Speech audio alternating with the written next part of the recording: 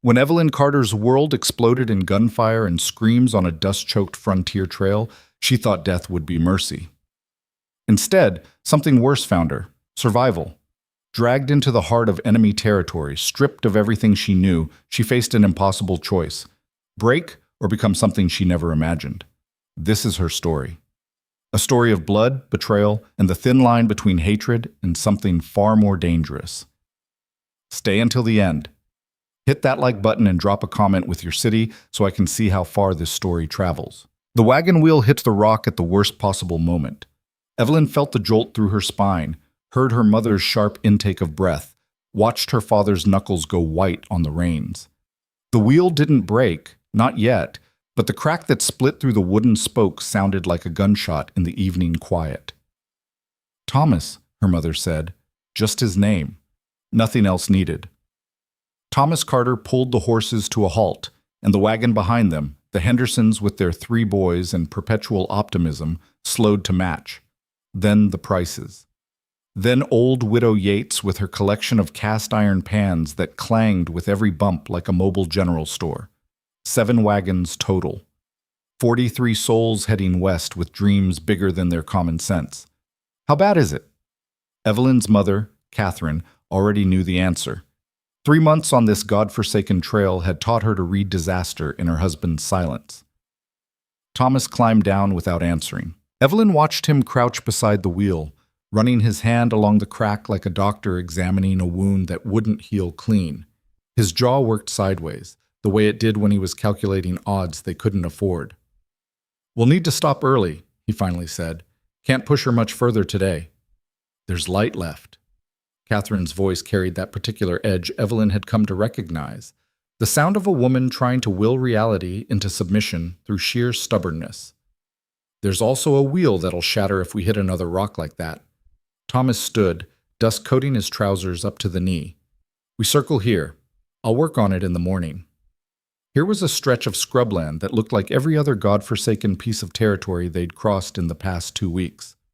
Flat. Exposed. The kind of place that made the back of Evelyn's neck prickle for reasons she couldn't name. But she was 17 and nobody asked 17-year-old girls what they thought about where to camp. "Mama." Her little brother Samuel, 8 years old and already tired of adventure, tugged at Catherine's sleeve. "I'm hungry." "You're always hungry." Catherine's hand went to his hair, that automatic mother gesture Evelyn had seen 1,000 times. "Go help your sister gather kindling, and stay close to the wagons." Samuel made a face but didn't argue. He knew better. 3 months on the trail had beaten the whining out of most of them.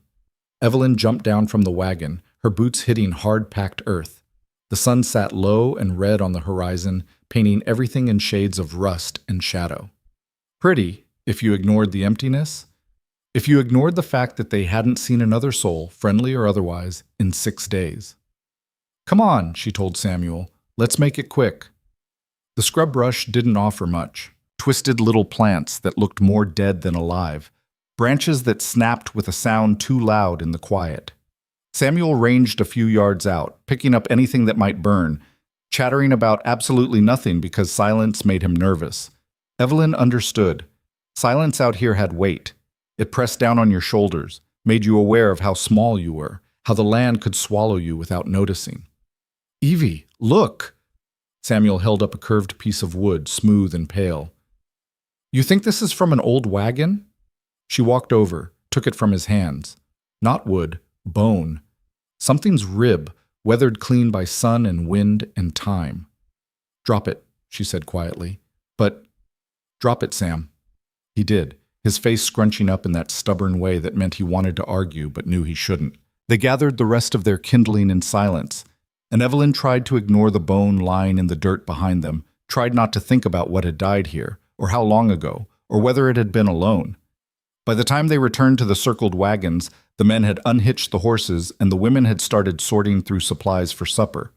The familiar rhythm of camp life played out in the fading light. Evelyn dumped her armload of brush near where her mother was setting up their cook fire. "That all you found?" Catherine frowned at the meager pile. "It's not exactly a forest out here." "Watch your tone." Evelyn bit back the response that wanted to come. 3 months of this. 3 months of watching her mother try to maintain civilization in a place that had no use for it.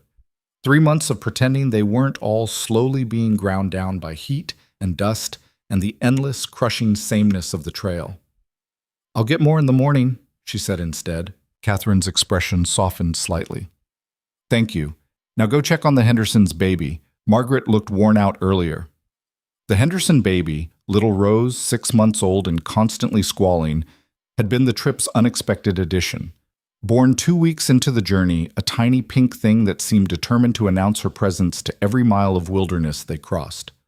Evelyn found Margaret Henderson sitting on the wagon tongue, the baby against her shoulder, rocking with a rhythm that looked more like desperation than comfort. "She won't settle," Margaret said without preamble. Dark circles under her eyes, hair escaping her bun in sweaty strands. "I've tried everything." "Let me." Evelyn held out her arms. Margaret handed Rose over with the grateful surrender of someone who'd been at war too long. The baby's face was red, scrunched up, radiating misery from every pore. "Hey, little monster," Evelyn murmured, adjusting her hold. "What's all this about?" Rose hiccuped, wailed, then hiccuped again. But Evelyn started walking, bouncing slightly with each step, humming something her own mother had hummed when Samuel was small. Gradually, reluctantly, the baby's cries softened. "How do you do that?" Margaret asked, wonderment and exhaustion mixing in her voice. "I don't know. Luck?" "It's not luck. You're good with her." Margaret closed her eyes, tilted her face toward the last of the sunlight. "My mother used to say some women are born knowing how to gentle things." Evelyn didn't feel like she gentled anything. Most days she felt like a collection of sharp edges barely held together by stubbornness and her mother's expectations. But Rose had gone quiet against her shoulder, tiny fist curled against Evelyn's collarbone, so maybe Margaret was onto something. "You should rest," Evelyn said. "I'll keep her for a bit." Margaret nodded, already half asleep where she sat. The camp settled into evening. Cookfires started sending up threads of smoke. Men's voices carried on the still air, talking about the wheel, about the trail ahead, about weather and water and all the variables that could kill them. Samuel played some game involving rocks and increasingly elaborate rules with the Henderson boys. The sun bled out along the horizon. Evelyn walked the perimeter of the circle, Rose warm against her chest, and tried not to think about the bone in the scrubland. "Evelyn?" Her father's voice. She turned. Thomas stood near their wagon, rifle in hand, not pointed at anything, just there. His face had that particular set to it, the one that meant he was worried but didn't want to spread the worry around. "Yes, Papa?" "After supper, I want you and your mother to sleep in the wagon tonight, not under it." They'd been sleeping under the wagon most nights, cooler, more comfortable than the cramped interior. But the fact that he was changing that routine made something cold slide down Evelyn's spine. "Why?" "Just a precaution." He glanced toward the darkening east, toward the direction they'd come from. Henderson thought he saw dust earlier. Probably nothing, but no harm in being careful. Dust could mean a lot of things. Could mean another wagon train, could mean wild horses, could mean riders, could mean the stories they'd all heard but pretended not to believe. "All right," Evelyn said. Thomas nodded, started to turn away, then stopped. "You're a good girl, Evie. You know that?" The compliment landed strange. Her father wasn't given to sentiment, and the way he said it, like he was trying to make sure she heard it, made her throat tight. "Papa, just wanted you to know." He walked away before she could respond. Rose stirred against Evelyn's shoulder, making a small sound of protest. Evelyn resumed her walking, resumed her humming, and told herself the creeping unease was just her imagination running wild on an empty landscape. Supper was beans and hardtack and coffee that tasted like boot leather. They ate sitting on crates and wagon tongues, tired conversation flowing around mouthfuls of food nobody really wanted, but everybody needed. Samuel actually fell asleep mid-bite, fork still in his hand, and Evelyn's mother carried him to the wagon with the patient exhaustion of someone who'd done this dance too many times to count. "I'll clean up," Evelyn offered. Catherine nodded gratefully. "Don't stay out long." The camp quieted as darkness came on full. The Henderson boys bedded down. Widow Yates banked her fire.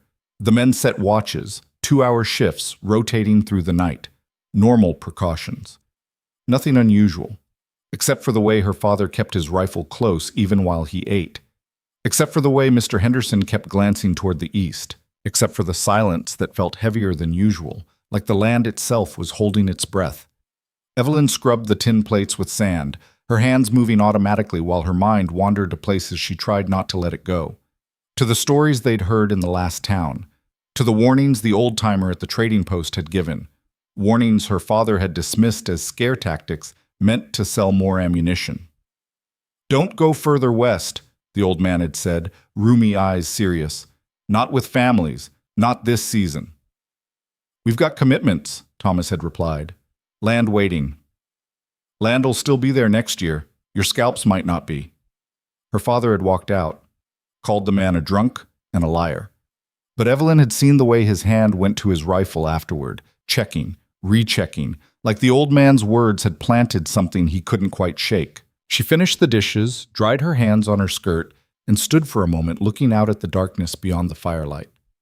The stars were coming out, more stars than she'd ever seen back east, thick and bright and utterly indifferent to the tiny human concerns playing out beneath them.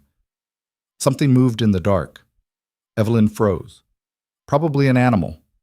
Probably nothing. Probably her imagination taking shapes from shadows and turning them into monsters. But her heart knew before her head did. Her heart started pounding that ancient rhythm, the one that said, "Run," even when there was nowhere to go. "Papa," she called, soft, controlled. "Papa, I think—" The first arrow came out of the darkness without sound. It hit Mr. Price in the throat as he stood near the fire, cup of coffee halfway to his lips. He made a wet, choking sound and went down, the cup falling, coffee hissing in the flames. For one frozen second, nobody moved, nobody breathed. The world hung suspended in that space between normal and nightmare. Then everything shattered. They came from the east, materializing out of darkness like they'd been part of it all along. Riders, dozens of them, shapes that moved too fast, too quiet, too coordinated to be anything but planned. Gunfire erupted, screaming. The horses panicked, rearing against their tethers. Evelyn saw her father bring his rifle up, saw the muzzle flash, saw him working the lever for another shot, saw Mr. Henderson go down, saw Widow Yates running, saw everything breaking apart into chaos and smoke and terror. "Evelyn!" Her mother's voice, shrill with panic. "Get to the wagon!" But Evelyn couldn't move, couldn't breathe, could only stand there watching as their camp, their safe circle of wagons and firelight and civilization, turned into a slaughterhouse. Someone grabbed her arm. Margaret Henderson, face white, baby clutched to her chest. "Help me," Margaret sobbed. "Please, help me." An arrow sprouted from Margaret's back. She folded forward, impossibly slow, the baby falling from her arms. Evelyn caught Rose automatically, the infant's screams cutting through the gunfire, through everything. Then her mother was there, pulling at her, dragging her toward their wagon. "Move, Evelyn, move!" They ran, or tried to. The camp was a maze of panicked bodies and firelight and shadows that moved with deadly purpose. Evelyn saw Samuel, saw him standing near the Henderson wagon, confused, calling for her. "Sam!" She tried to turn, but Catherine's grip was iron. "We have to go. We have to—" The bullet caught Catherine in the side. She went down hard, hands still locked around Evelyn's wrist, pulling her down too. They hit the ground together, Rose screaming between them, and Evelyn felt her mother's blood, warm and wet, soaking through her dress. "Mama!" The word came out broken. "Mama, no, please!" Catherine's hand found Evelyn's face. Her eyes were unfocused, already fading, but she managed to get the words out. "Run," she whispered. Take the baby. Run. I can't leave you. Run." Then her hand fell away and Catherine Carter's eyes went empty, and Evelyn was left holding a screaming infant in a camp full of death. She should have run. Her mother's last words, and she should have obeyed them. But she saw Samuel, saw him 20 yards away, frozen, crying. Saw one of the attackers, she couldn't see his face, just his silhouette, moving toward her brother with terrible purpose. Evelyn put Rose down, put her behind an overturned crate, and ran for Samuel. She didn't think. Couldn't think. Just ran through the smoke and screaming, through the bodies of people she'd known, through the end of the world. She almost made it, almost reached him. Then something hit her from the side. Not a bullet, not an arrow, but a person. She went down hard, the impact knocking the air from her lungs. Strong hands pinned her, flipped her, and she found herself looking up at a face painted in black and red, at eyes that assessed her with cold calculation. He said something in a language she didn't understand, called out to someone. Another figure appeared, taller, broader. Even in the firelight and chaos, there was something different about him, something in the way he moved, the way the others deferred. He looked down at Evelyn. She looked back, too terrified to scream, too shocked to fight. He spoke. A question, maybe. The man holding her answered. Then Samuel screamed, a child's scream of pure terror, and Evelyn's head snapped toward the sound. No! She thrashed against the hands holding her. Let me go, please. He's just a boy, please. The tall figure looked at Samuel, back at Evelyn. She saw something shift in his expression, saw him make a decision she couldn't read. He gave an order. The man holding Evelyn hauled her to her feet. She fought, screaming, begging, but it was like fighting stone. He dragged her backward, away from Samuel, away from the burning wagons. The last thing she saw was her little brother being pulled in the opposite direction by another attacker. The last thing she heard was him calling her name. Then someone hit her head, and the world went dark. She woke to pain. Her head throbbed where they'd struck her. Her wrists burned from rope. Her throat felt raw, like she'd been screaming for hours without knowing it. But she was alive. That realization came slowly, fought its way through layers of confusion and hurt. She was alive, captured, bound, being dragged across a horse's back like cargo. The world swam in and out of focus. Desert, rock formations, sky going from black to gray to the pale blue of early morning. How long had she been unconscious? Where was Samuel? She tried to lift her head, earned a wave of nausea for the effort. Tried to speak, but her mouth was too dry, tongue stuck to the roof. The horse stopped. Hands, rough, impersonal, pulled her down, let her collapse on hard ground. She lay there, breathing dust, trying to remember how her body worked. Voices above her, that same unknown language. She recognized one of them, the tall figure from the attack, giving orders, sounding annoyed. Someone kicked her boot. Not hard, just a prompt to move. Evelyn managed to roll onto her side, then to push herself up to sitting. The world tilted, settled. She blinked against the sunlight and tried to focus on her surroundings. They'd stopped in a rocky canyon. 15, maybe 20 riders, horses being tended, a few small fires starting up. Men moving with the casual efficiency of people who'd done this many times before. And her, the only woman, the only prisoner. The tall one, their leader, she assumed, crouched down near her. Up close, in daylight, she could see his face clearly for the first time. Younger than she'd expected, maybe 30. Strong features, copper skin, dark hair bound back, eyes that looked at her with the same assessing quality he'd had during the attack. He said something. When she didn't respond, he repeated it, slower. Evelyn shook her head. I don't understand. His mouth tightened slightly. He stood, called to one of the others. A brief exchange, then an older man approached, gray-haired, weathered, with a scar running from his left eye to his jaw. You speak English? The older man asked. His accent was thick but understandable. Evelyn nodded, not trusting her voice. Good. This makes easier. He gestured to the tall leader. He is Kael, war chief of Red Ridge people. You are prisoner. The words should have terrified her. Maybe they did. But Evelyn was beyond terror, operating in some numb space past fear where everything felt distant and unreal. My brother, she managed. Where is he? The older man translated. Kael listened, face unreadable, then responded. He is alive, the translator said. With others. Different camp. I want to see him. Another translation. Kael's response came short and sharp. No, you go where we take you. You behave, you live, you cause trouble. The older man drew a finger across his throat. Understand? Evelyn understood. Understood that her life hung by a thread thinner than the rope binding her wrists. Understood that everything she'd known, everyone she'd loved, was gone, or scattered. Understood that the world had changed in the space of one night, and she had two choices: break or adapt. She thought of her mother's last word, run. But there was nowhere to run to. Not anymore. I understand, she said quietly. Kael studied her for a long moment, then nodded, said something else to the translator. You ride with him. You try to run, he kills you.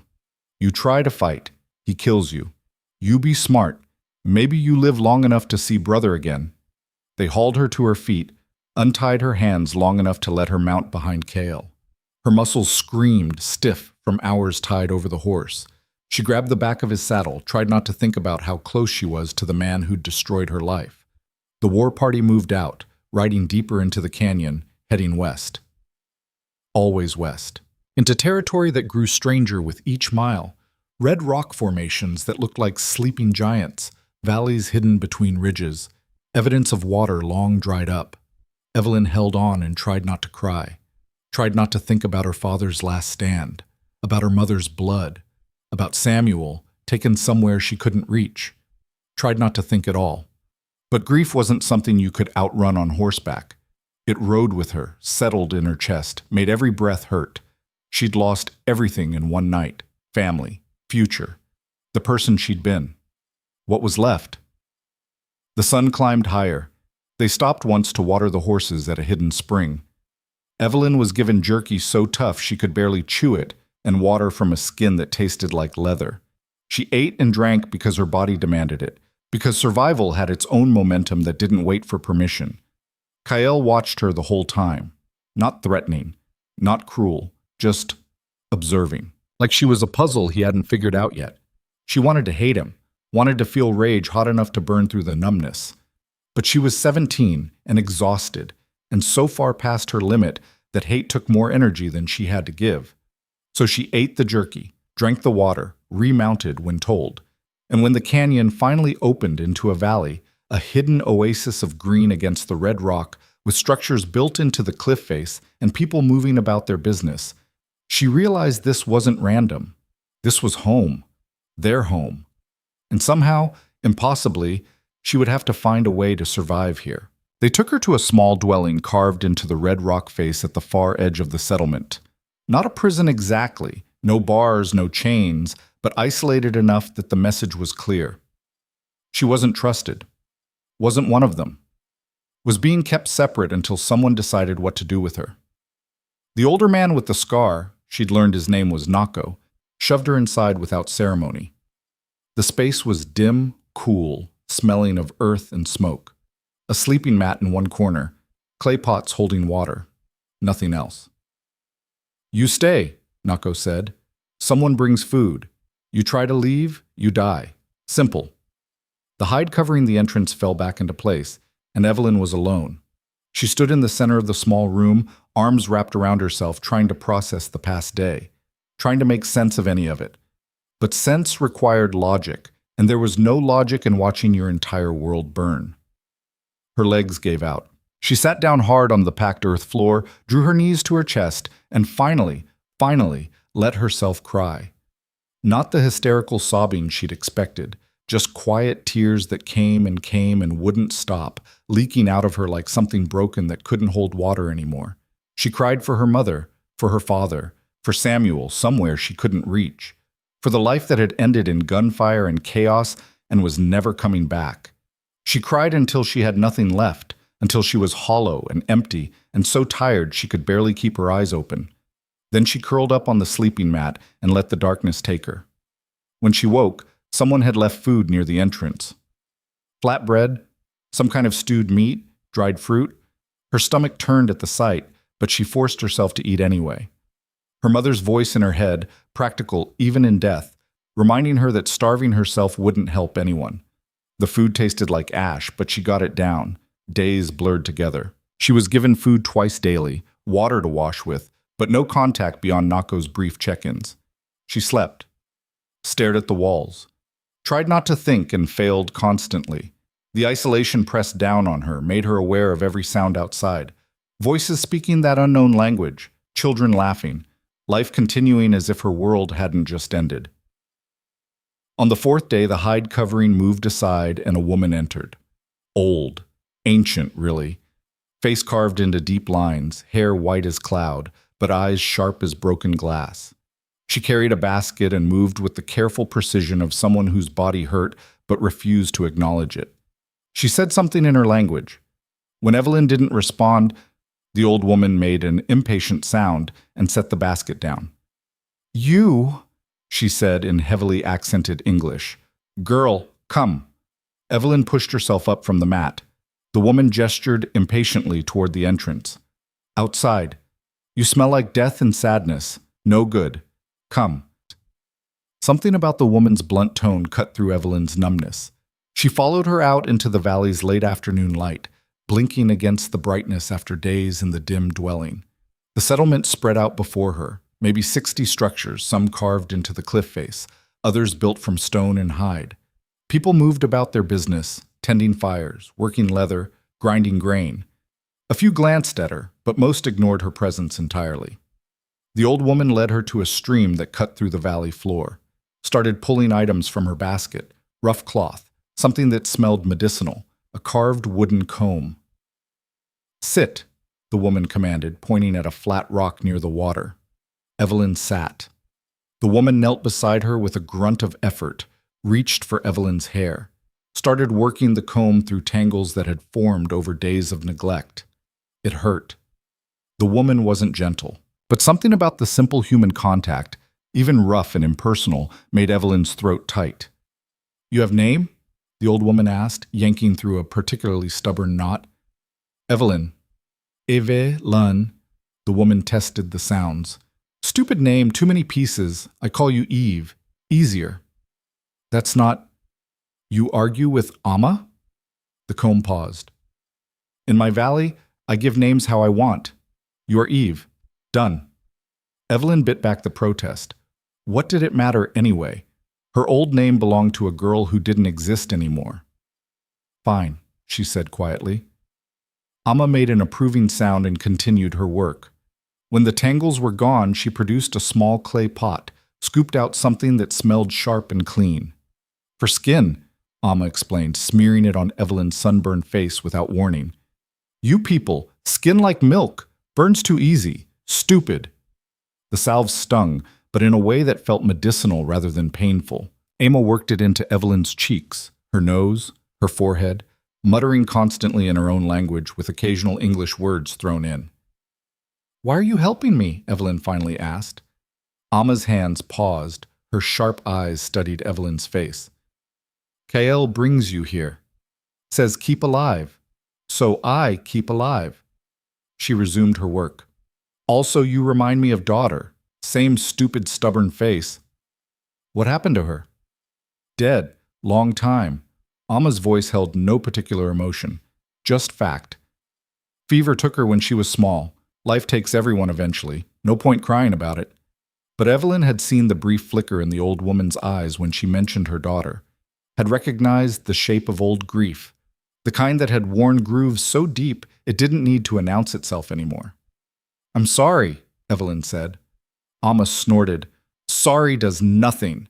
Dead is dead. But you are alive. So stop sitting in the dark like ghost waiting to disappear." She packed up her basket, stood with another grunt. "Tomorrow, you work. I need hands for gathering. You have hands, yes?" Yes, but..." "Good. Sunrise. I come get you." Amma started walking away, then paused. "And eat more. You are already too skinny. Wind will blow you away like dust." She left Evelyn sitting by the stream, the cold salve drying on her face, something like purpose starting to crack through the numbness. Amma kept her word. At sunrise the next morning, she appeared at Evelyn's dwelling with another basket and even less patience than before. "Up, we go." Evelyn followed her out into the cool morning air. The valley was already stirring, fires being stoked, people emerging from their homes, the day beginning its rhythm. Amma handed her the basket and set off at a pace that seemed impossible for someone her age. Evelyn hurried to keep up, following her to the valley's western edge, where scrub brush gave way to larger plants she didn't recognize. "This one," Amma said, pointing to a low-growing plant with silver-green leaves. Good for wounds.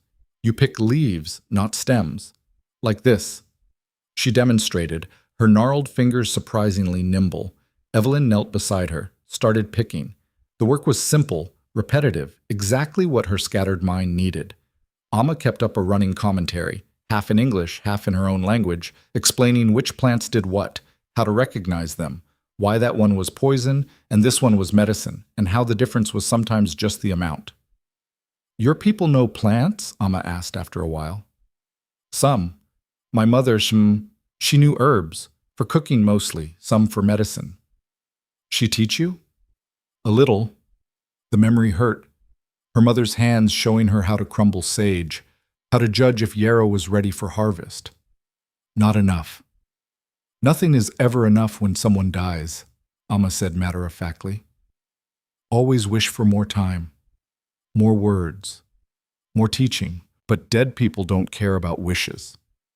They worked in silence after that. The sun climbed higher, Evelyn's basket filled with leaves and roots and strange dried flowers that Amma deemed acceptable. Other women appeared in the gathering area, young and old, some with children trailing behind them. They gave Evelyn wary looks but didn't speak to her. Amma barked orders at them in her language, and they responded with what sounded like good-natured arguing. "They want to know why I bring outsider to gathering," Amma translated. "I tell them to mind own business and work faster." One of the younger women, maybe Evelyn's age, with a beautiful face and eyes full of hostility, said something sharp. Amma's response came even sharper. The young woman's jaw tightened, but she turned back to her work without another word. "That one is Nayeli," Amma said quietly. "War chief's, how you say, intended? She thinks you here to steal him." Evelyn's head snapped up. "What? No, I didn't ask to be here at all." "I know, she knows too, but doesn't care. Nayeli sees threat everywhere, makes her good warrior, bad at everything else." Amma shrugged. "You ignore her. She tried to cause trouble, you tell me." But Evelyn could feel Nayeli's eyes on her for the rest of the morning, could feel the weight of that hostility like a physical thing. The days developed a pattern. Amma collected her at sunrise. They gathered plants, or Evelyn helped grind medicines, or sorted dried herbs while Amma explained their uses in her blunt, impatient way. The old woman was a ruthless teacher, quick to correct, slower to praise, never accepting anything less than Evelyn's full attention. "No, stupid girl," she'd snap. "That one dries in shade, not sun. You want to make poison? Pay attention." But underneath the harshness, Evelyn sensed something else. Care, maybe. Or at least the recognition that an idle mind was dangerous, that grief without purpose would eat her alive from the inside out. The other women in the settlement slowly began acknowledging her existence, not with friendliness exactly, but with the grudging acceptance of someone who showed up, did the work, and didn't cause problems. A few even offered small nods when they passed. Nayeli remained an exception. Her hostility never softened, never wavered. She'd find ways to position herself near Evelyn during gathering, close enough to make Evelyn nervous, close enough to remind her that she was unwanted here. 2 weeks into her captivity, Evelyn was helping Amma prepare a poultice when Nayeli appeared at the old woman's dwelling. She spoke rapidly in her language. Amma listened, face unreadable, then responded with what sounded like a refusal. Nayeli's voice rose. Amma's stayed level but firm. "What does she want?" Evelyn asked quietly. "She wants me to send you away. Says you don't belong in medicine work. Says it's for our people, not prisoners." Amma didn't look up from her grinding. "I tell her when she lives as long as me, then she can decide who I teach." Nayeli said something else, sharp and angry, then turned to Evelyn directly. "You think you are safe here?" Her English was better than Nako's, which somehow made the words more cutting. "You think old woman protects you? Kyle forgets about you soon. Then nobody cares if you live or die." "Enough," Amma said, switching to English. "You have nothing better to do than threaten girl who did nothing to you? She is outsider. Her people kill ours, raid our camps, steal our children, burn our homes." Nayeli's hands clenched into fists. "And we bring her here, give her food, shelter, while our own go hungry?" "Our own are not hungry. You create problems where none exist. You are blind, old woman, or maybe just soft. Nayeli spat the words. But I see clearly. She is enemy, should be treated as such. She left before Amma could respond, the hide covering swinging violently in her wake. Evelyn's hand shook slightly as she returned to her work. Amma made a dismissive sound. Ignore her. She is young. Thinks being fierce makes her strong. Eventually she learns difference. But Evelyn couldn't ignore it. Couldn't ignore the truth in Nayeli's words. Her people had done those things. Maybe not her family specifically, but settlers in general. She'd heard the stories, the casual talk about clearing the land, about dealing with the natives. She'd never questioned it before. It was just the way things were. Now she was on the other side of that story, and it looked different from here. Amma, she said quietly, why did Kael spare me? At the attack, I mean. He could have killed me. Why didn't he? The old woman was silent for a long moment, her grinding stone moving in steady circles. You ask him, she finally said. Not my story to tell. But asking Kael wasn't an option. Evelyn hadn't seen him since her arrival. She'd caught glimpses, his tall figure crossing the valley, speaking with the hunters, organizing something she didn't understand. But he'd never approached her dwelling, never acknowledged her presence. She was beginning to think Nayeli was right. He'd brought her here and forgotten her. 3 weeks in, Amma took her to a different part of the valley, a place where horses grazed in a natural corral formed by rock walls. Beautiful animals, paints and bays, and one particularly striking black mare that moved like water. You know horses? Amma asked. A little. We had draft horses. For the wagon. These are not draft horses. These are hunters, faster, smarter. Amma pointed to a paint gelding standing slightly apart from the others. That one is injured. Leg got torn on rocks 3 days ago. Healing wrong. You help me fix. The gelding didn't want to be caught. They spent 20 minutes coaxing him close enough for Amma to get a rope around his neck. Then Evelyn held him still while Amma examined the injury. Infected, the old woman announced. Need to clean, then pack with medicine. He will not like it. That was an understatement. The gelding threw his head, tried to pull away, made a sound that was almost human in its distress. But Evelyn held on, murmuring nonsense words the way she'd done with her father's horses, the way she'd done with baby Rose. The memory of Rose made her throat tight. Was the baby alive? Had anyone else survived? She'd tried not to think about it, tried to focus on the immediate task of surviving each day. But the questions lurked at the edges of her mind, waiting for quiet moments to resurface. Good, Amma said, spreading her poultice on the wound. You have gentle hands. Animals feel it. They worked together, cleaning and dressing the injury while the gelding gradually settled. By the time they finished, Evelyn's arms ached from holding him, and her dress was covered in dirt and medicine, but something in her chest felt looser than it had in weeks. Tomorrow, Amma said as they walked back toward the dwellings. You come back, check on him, make sure wound stays clean. It wasn't a question, but it also wasn't an order exactly, more like an invitation to have something that was hers to care for. All right, Evelyn said. The routine expanded. Morning gathering with Amma, afternoon tending the injured gelding. She'd started calling him Ash for his gray patches. Evening preparing medicines in Amma's dwelling while the old woman kept up her running commentary on everything from plant properties to tribal politics to why young people these days had no respect. Evelyn's hands learned the rhythm of this new life, learned which plants to harvest, how to grind without crushing too fine, how to mix without wasting. Her body adjusted to the work, less soft than she'd been, muscles developing in new places. But her mind still circled back to the same questions. Samuel. The attack. Why she was alive when so many weren't. One evening, finishing up her work in Amma's dwelling, she finally asked, Where I come from, we were told your people were savages, that you killed without reason, took prisoners for terrible things. She kept her eyes on her grinding. But you're teaching me medicine, Amma. I don't understand. The old woman was quiet for so long Evelyn thought she wouldn't answer. Your people tell stories about us. Amma finally said. We tell stories about you. Both stories have truth. Both have lies. Easier to kill someone when you make them into monster first. Are we? Monsters, I mean.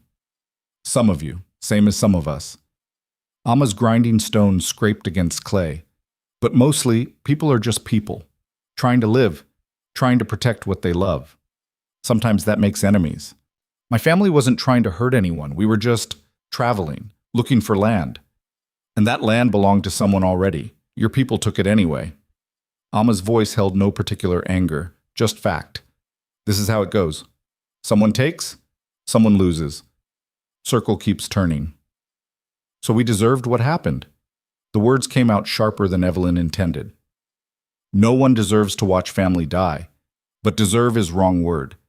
Things happen because people make choices. Your people chose to come here. Kael chose to raid that wagon train. You chose to stay alive. All choices. All consequences. Evelyn's hands stilled. I didn't choose this. No, but now you are here anyway. So you choose again. Give up or keep going. Simple. Nothing about this was simple, but Amma made it sound like it could be, and maybe that was its own kind of medicine. A commotion outside interrupted whatever Evelyn might have said. Voices raised, urgent, moving toward the center of the settlement. Amma pushed herself to her feet with a grunt. Something happened. Come. They joined the crowd gathering near the large central fire pit. Hunters returning, Evelyn realized. But something was wrong. Men dismounting quickly, urgent conversations, someone being helped down from a horse. She caught a glimpse through the crowd. One of the hunters, young, clutching his arm, blood seeping through his fingers. Make way, Amma barked, pushing through. Move, you useless watchers! The crowd parted. Amma reached the injured hunter, started examining his arm with quick, efficient movements. The young man's face was pale, sweating. Bear, someone said in English, probably for Evelyn's benefit. Got too close to Den. Mama Bear defended. The gash ran from the hunter's shoulder to his elbow, deep and ragged. Amma made a tisking sound. Stupid boy. You know better than to approach Bear with cubs. She glanced at Evelyn. You. Get medicine basket from my home. Fast. The one with red markings. Evelyn ran, found the basket, sprinted back through the darkening valley. Her hand shook slightly as she handed it over, but Amma didn't seem to notice. Hold his arm. Here and here. Keep it still. Evelyn positioned her hands where indicated. The hunter looked at her, really looked at her for the first time since she'd arrived, and something like surprise flickered through his pain. The outsider girl, he said in halting English. You help Amma now? Apparently, he almost smiled. Then Amma started cleaning the wound and all expression disappeared into gritted teeth endurance. They worked while the crowd watched, Amma calling for supplies, Evelyn anticipating what she'd need, holding, fetching, mixing under quick instruction. The world narrowed to the wound, the medicine, the task of putting someone back together. When the gash was finally cleaned, packed, and bound, Amma sat back on her heels. You live, she told the hunter, but no hunting for 2 weeks. You use that arm before it heals, I will break the other one myself. Relieved laughter rippled through the watching crowd. The hunter nodded weakly. Then Amma looked at Evelyn. You did good. Steady hands. Not too stupid. It was probably the closest thing to praise Amma had ever given her. Evelyn felt something warm bloom in her chest. Not quite pride, but maybe its exhausted cousin. The crowd began dispersing. Evelyn started gathering the used supplies when she felt it, that prickle at the back of her neck that meant someone was watching. She turned. Kael stood at the edge of the firelight, half in shadow. How long he'd been there she didn't know, but he was looking at her with that same assessing expression he'd had the day of the attack, the day he'd chosen not to kill her. Their eyes met across the fire. Evelyn felt her breath catch, felt the weight of every question she had, every desperate need to know why she was here, what he wanted from her, if Samuel was safe. She opened her mouth. He turned and walked away into the darkness. That one, Amma said quietly beside her, is complicated man. War makes people complicated. Remember that.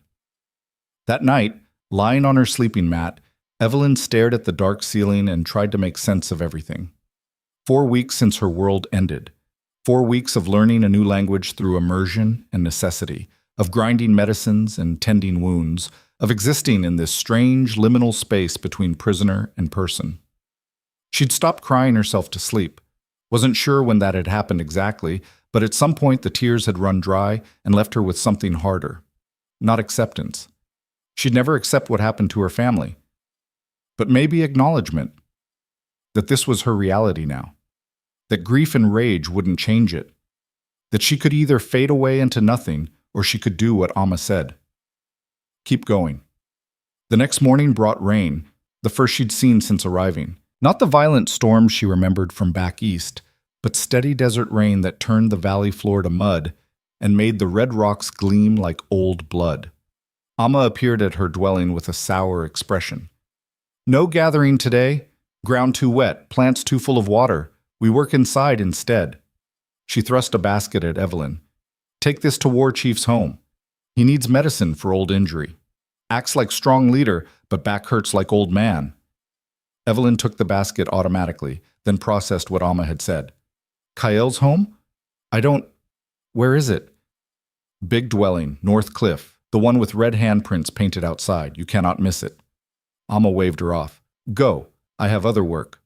So Evelyn found herself walking through the rain toward the North Cliff face, basket in hand, heart hammering in her chest for reasons she couldn't fully name. This would be the first time she'd been inside anyone's home besides Amma's. The first time she'd be alone with the man who destroyed her life and then inexplicably saved it. The dwelling was easy to find, larger than most, red handprints marking it as important. Evelyn stood outside for a long moment, gathering courage, then called out in the halting version of their language she'd been learning. I bring medicine from Amma. Silence. Then Kael's voice saying something she didn't understand. She pushed the hide covering aside and stepped in. The interior was bigger than she'd expected. Sleeping area in one corner, weapons arranged along one wall, a fire pit in the center with smoke escaping through a hole in the ceiling. Simple but functional. Lived in, but not cluttered. Kael sat near the fire, shirtless, and Evelyn could see the old scar tissue across his shoulder and back, the kind that spoke of a wound that had been bad, had healed poorly. He looked up when she entered, surprise flickering across his face before settling back into that neutral assessment. Amma sent me, Evelyn said in English, since her grasp of his language wasn't good enough for conversation. For your back. He said something. When she looked confused, he switched to halting English. Well, you help Amma now, with medicine. She's teaching me. Some. Evelyn set the basket down, suddenly aware of how close they were, how alone. Do you want the salve, or should I leave it? Kyle studied her for a long moment. Then he turned his back to her, gesturing to the old injury. You put, I cannot reach. Her hands shook slightly as she knelt beside him, opened the basket, found the salve Amma had prepared.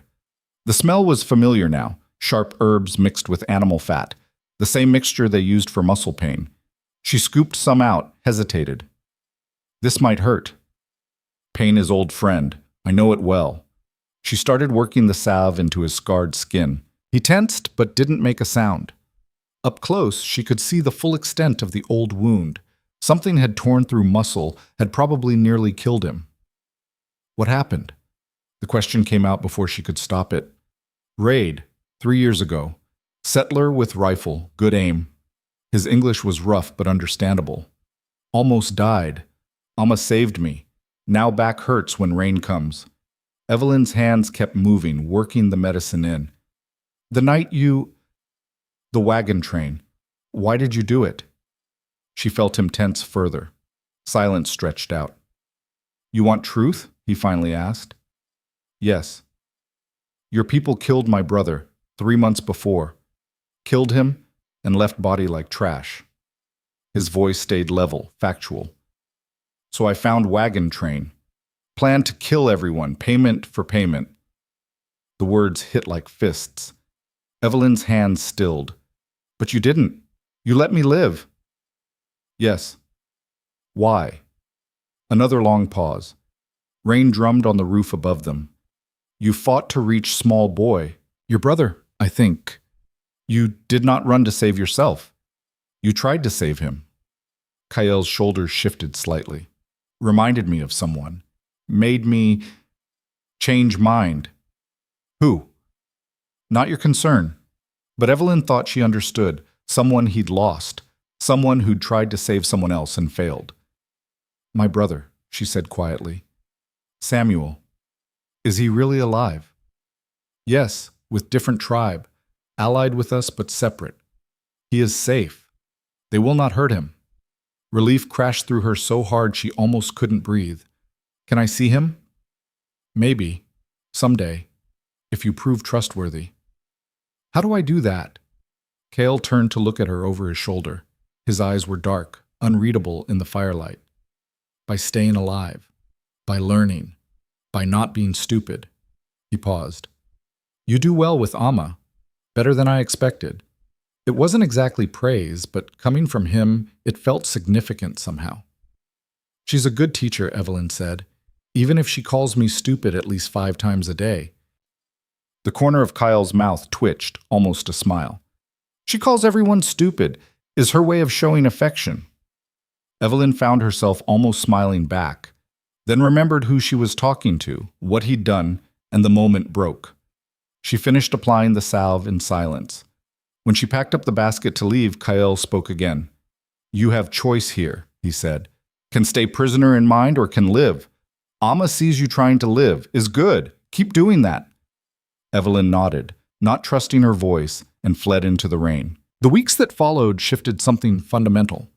Evelyn couldn't pinpoint exactly when it happened, when she stopped counting days, when the language stopped sounding entirely foreign, when she started anticipating Amma's needs before the old woman barked orders.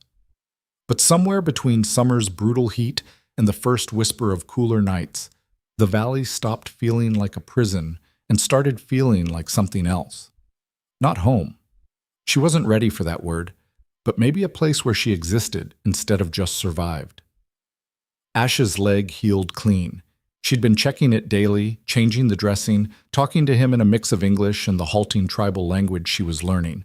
The gelding had stopped shying from her touch, started nickering when she approached. Small victories, but they mattered. He likes you better than me now, Nako commented one morning, watching her work. The old warrior had started appearing occasionally during her visits to the horses, offering gruff observations and corrections to her language. Traitor animal. Maybe I'm just better company, Evelyn said, earning a bark of laughter. Maybe you are. I am too old and ugly. Horse has good taste. Their tentative friendship, if it could be called that, had developed through these brief encounters. Nako seemed amused by her attempts to learn, less threatened than others by her presence. He'd started teaching her phrases Amma wouldn't, the kinds of words warriors used, curses that made him grin when she repeated them back. You know what that means? He'd asked the first time. You just taught it to me. Yes, but if you say to Amma, she will beat us both.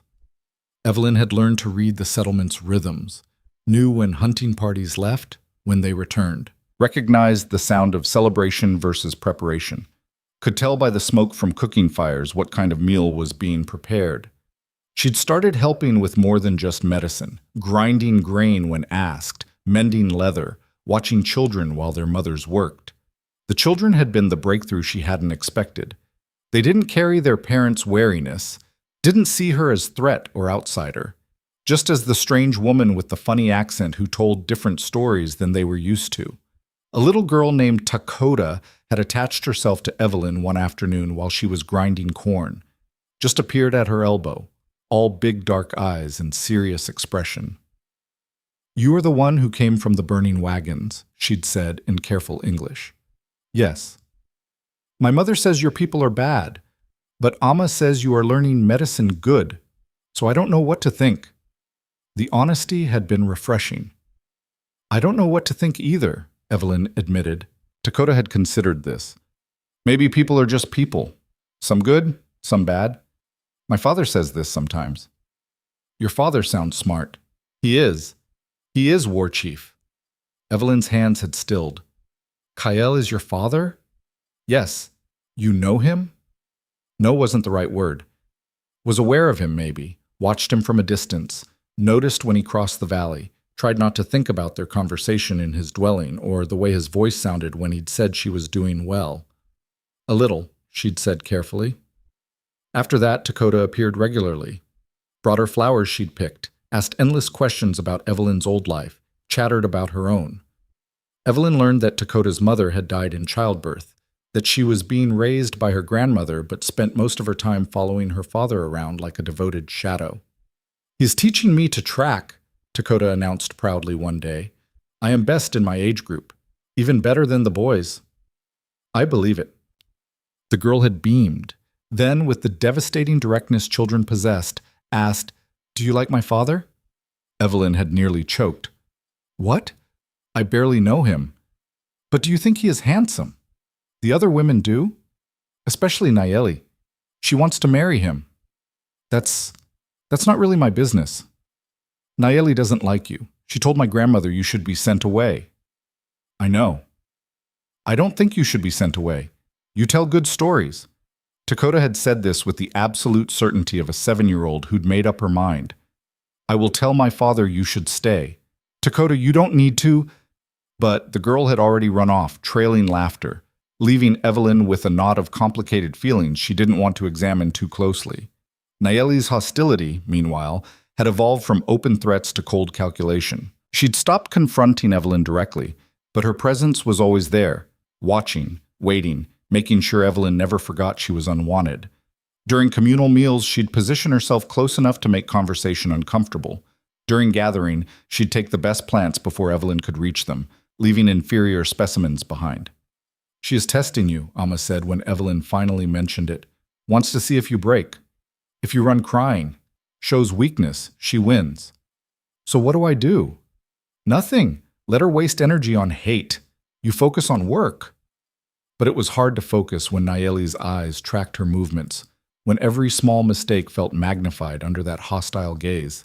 And it got harder when Kyle started appearing more frequently in the parts of the settlement where Evelyn worked. Not obviously.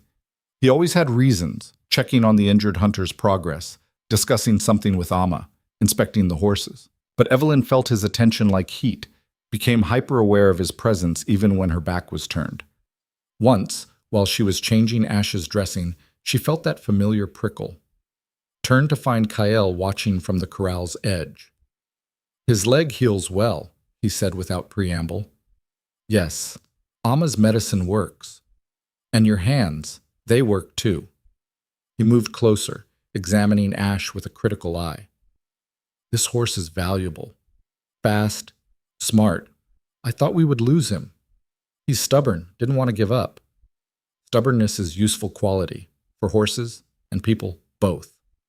His eyes met hers, and Evelyn had the uncomfortable feeling he wasn't talking about the gelding anymore. "Dakota mentioned you're teaching her to track," she said, changing the subject. His expression softened immediately. "She tells everyone this. Has too much pride for her own good." "Wonder where she gets that from." The corner of his mouth lifted, almost a smile. "Her grandmother says the same thing." He paused. "She likes you, Dakota. Talks about you often." "She's a good kid." "Yes, but she grows attached too easily, loves too freely. I worry—" He stopped himself, jaw tightening. "She does not understand that some things are temporary." The implication hung between them. Temporary. Like Evelyn's presence here, like whatever this strange détente was between them. "I won't hurt her," Evelyn said quietly. "I know what it's like to lose people." Kale's eyes held something she couldn't read. Pain, maybe. Or recognition. "Yes, you do." He left after that, and Evelyn tried to ignore the way his words burrowed under her skin, made her think about things she'd been carefully not thinking about, like how Kale carried his grief, like what kind of man chose to spare an enemy during a raid, like whether the person who'd destroyed her family and the person who was trying to understand her could somehow be the same. 2 months in, the first real storm hit. Not the gentle desert rain she'd experienced before, but something violent and angry that turned the sky black at midday and sent everyone scrambling for shelter. Thunder cracked like gunfire. Lightning painted the valley in stark white flashes.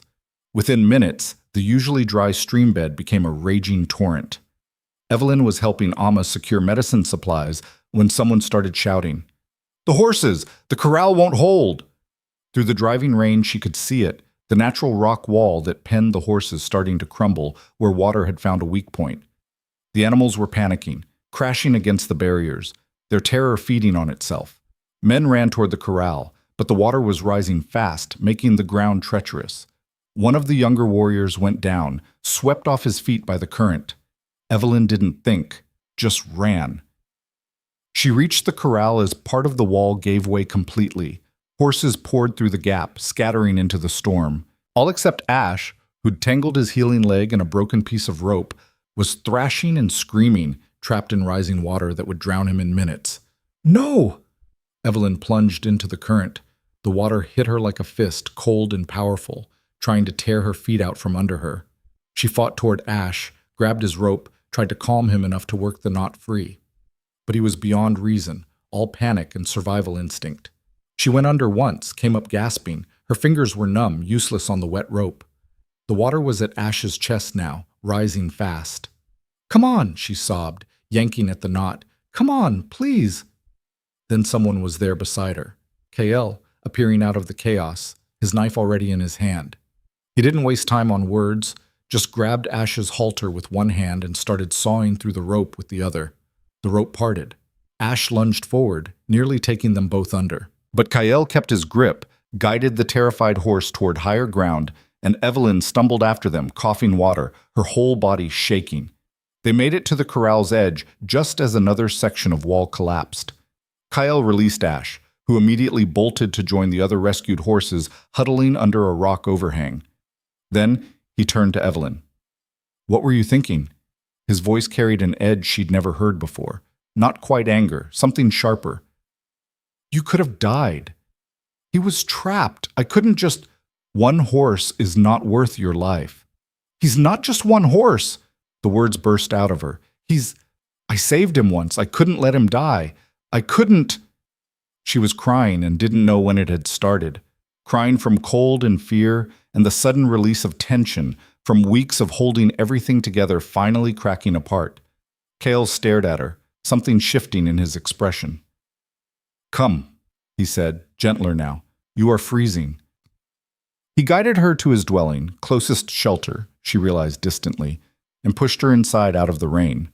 Started a fire with the efficiency of someone who'd done this 1,000 times.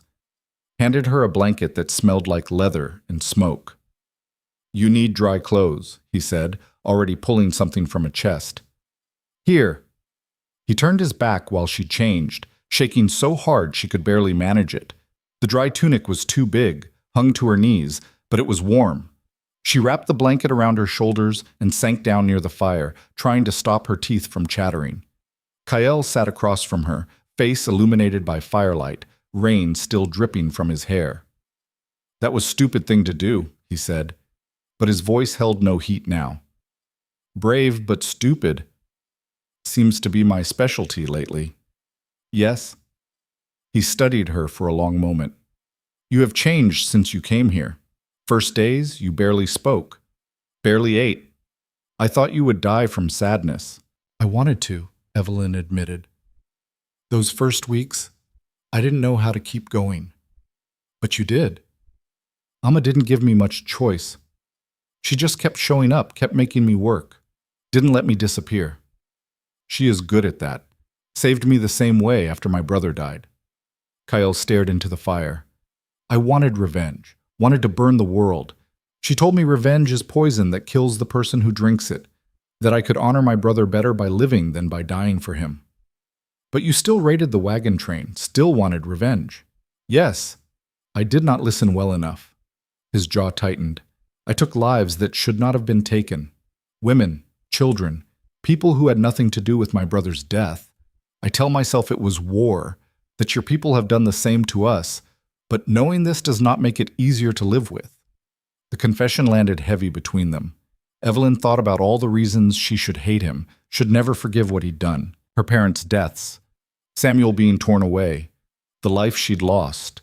But sitting here in his dwelling, Watching him wrestle with his own demons, she found the hate harder to hold on to. "Why did you really spare me?" she asked quietly. Kale was silent for so long she thought he wouldn't answer. Rain hammered the roof. Thunder rolled through the valley. "My wife," he finally said. "She died protecting Dakota during childbirth. Refused to save herself if it meant losing the baby.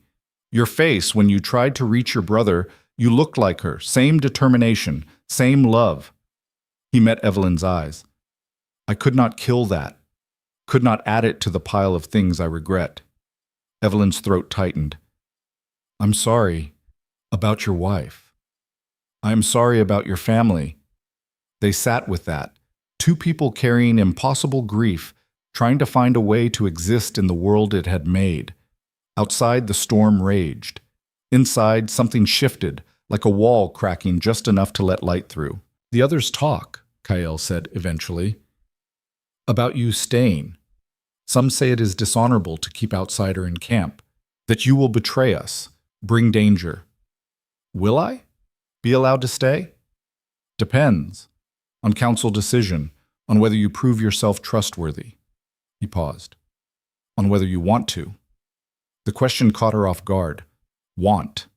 Like she had a choice, like this was something she could decide rather than something being done to her. "I don't know," she said honestly. "Part of me still thinks about running, about trying to find Samuel, going back to whatever life I could make out there."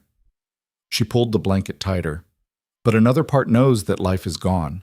That girl who left on that wagon train doesn't exist anymore. So you become someone new. Is that what you did? After your brother, after your wife?" "Every day. Some days I succeed better than others." The fire crackled. The storm slowly began to ease, thunder moving off toward the eastern mountains. They sat in comfortable silence until Evelyn's shivering finally stopped, until the world outside quieted enough to hear rain dripping from rocks. "You should rest," Kyle said eventually. "Storm will pass soon, but you need to warm properly." "I should get back to my dwelling." "You should stay here tonight. Ground will be mud, dangerous and dark." He stood, moved toward his sleeping area. "I will sleep by fire. You take the bed." "Kyle, I can't." "You can. You will. This is not offer, is decision." But he said it without harshness, almost with amusement. Too tired to argue, Evelyn moved to his sleeping area. The furs were soft, smelled like him. She lay down, pulled them over herself, and tried not to think about where she was or what it meant that she felt safer here than she had in weeks. She woke to morning light filtering through gaps in the hide covering. For a moment, disoriented, she couldn't remember where she was. Then it came back. The storm, Ash, Kyle's dwelling. She sat up quickly. Kyle was gone, fire banked low, his sleeping space near the hearth undisturbed.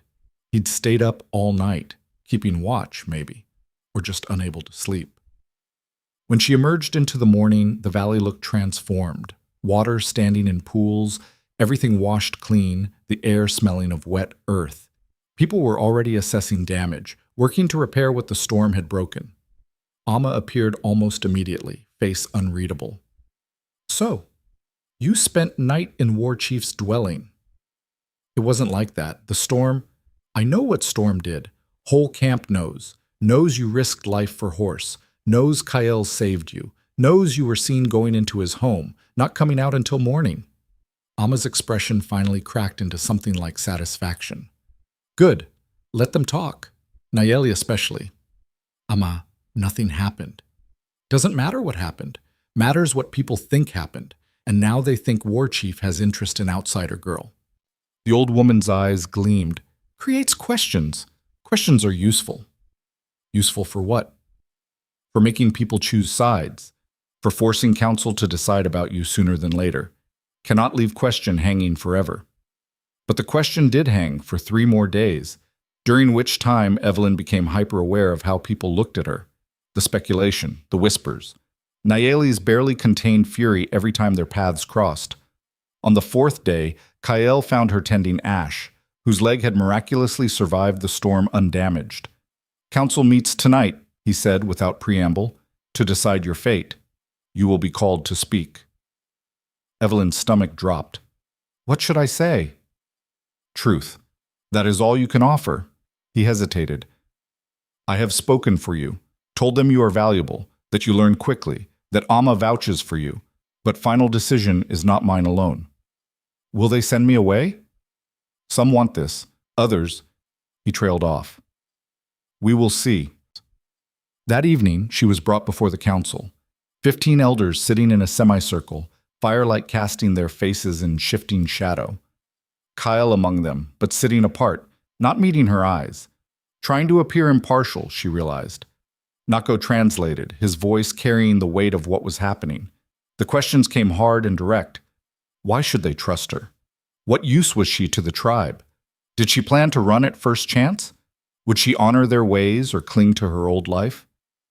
Evelyn answered as honestly as she could, told them about learning medicine, about helping with the injured hunter, about the horses, about how Amma had shown her that grief didn't have to mean giving up. Then Nayeli stood. Evelyn's heart sank.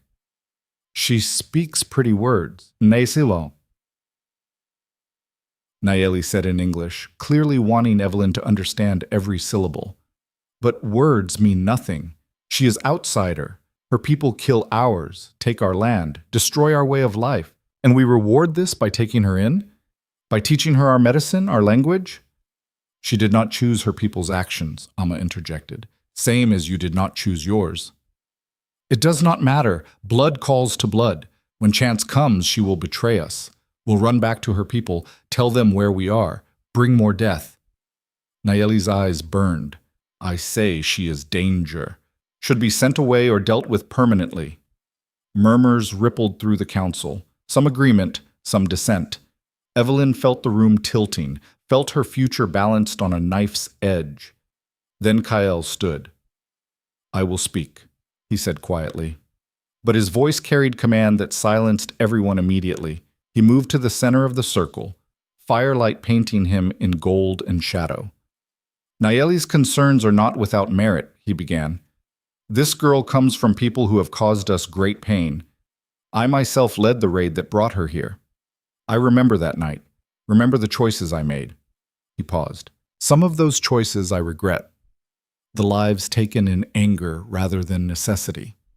The blood spilled that did not need to be spilled. Evelyn's breath caught. He was confessing in front of the entire council. But one choice I do not regret, sparing this girl, because in doing so I broke the cycle of pointless death. I chose something other than revenge. He turned to look at Evelyn directly. She has proven herself worthy of that choice, has worked without complaint, learned without arrogance, helped without expecting reward. Amma says she has gift for healing. The children say she tells good stories. The horses trust her. Pretty speeches, Nayeli spat. But you are not thinking with your head, Kyle. You are thinking with... Enough. His voice cracked like a whip. You question my judgment. You question my leadership. Be careful how far you push. Nayeli's face flushed with anger and something else. Humiliation, maybe. Being rebuked publicly by the man she wanted. I'm not saying keep her from kindness, Kale continued. I am saying keep her because she makes us stronger. Fresh eyes see things we miss. Her people's knowledge combined with ours creates new possibilities. To send her away now would be waste. And if she betrays us, someone asked from the council, then I will deal with her myself. I brought her here. She is my responsibility. Kale's eyes never left Evelyn's. I claim her as part of my household, under my protection, under my word. The council erupted, voices overlapping, some shocked, some approving, some outraged. But Evelyn barely heard them. She was staring at Kyle, trying to understand what he'd just done. Claiming her meant more than just protection. It meant binding his honor to hers. It meant if she failed, he failed. It meant, you cannot be serious. Nayeli's voice cut through the chaos. You would claim outsider? Give her place in your home? What about... She stopped herself, but everyone knew what she meant. What about me? My decision is made, Kyle said flatly. An older council member stood, gray-haired, face carved with authority. If you claim her, tradition demands proof of her worth. She must be tested. What kind of test? Kyle asked. Combat, against one who challenges her place. Evelyn's stomach plummeted. Combat. against warriors who'd been training since childhood. Against, I challenge. Nayeli stepped forward, eyes blazing with triumph. I will test the outsider, see if she is worthy of place she does not deserve. The room went silent. Even the council members looked uncomfortable. This wasn't about testing Evelyn's worth anymore. This was about Nayeli's wounded pride, her rage at being passed over, her need to destroy the perceived threat. Nayeli, Kael said quietly, do not do this. Why? Afraid your little outsider will break? Nayeli's smile was sharp. Or afraid she will prove me right? I'm afraid you are letting anger make you stupid. Then accept the challenge and let her prove me wrong. Kael looked at Evelyn. She saw apology in his eyes, saw frustration, saw the trap they'd walked into. Refusing the challenge would mean admitting she wasn't worthy. Accepting it meant almost certain humiliation at best, serious injury at worst. But Evelyn thought about Amma telling her to be stubborn, about Dakota's pride, about surviving this long by refusing to break. I accept, she heard herself say. The words hung in the air like smoke, and Evelyn immediately regretted them. What was she thinking? She'd never fought anyone in her life, not like this. Her experience with conflict extended to breaking up arguments between Samuel and the Henderson boys, not facing down a trained warrior who wanted to humiliate her. But it was too late. The council members were nodding, murmuring approval. Nayeli's smile had gone predatory. Tomorrow at midday, the elder announced. In the center ground, first blood or submission. No weapons beyond training staves. Training staves. Not knives, then. Small mercy, though Evelyn suspected Nayeli could do plenty of damage with wood. The council dispersed. People filtered out, talking in low voices, casting glances at Evelyn that ranged from pity to anticipation. She stood frozen, trying to process what she'd just agreed to. Kael approached, face carved from stone.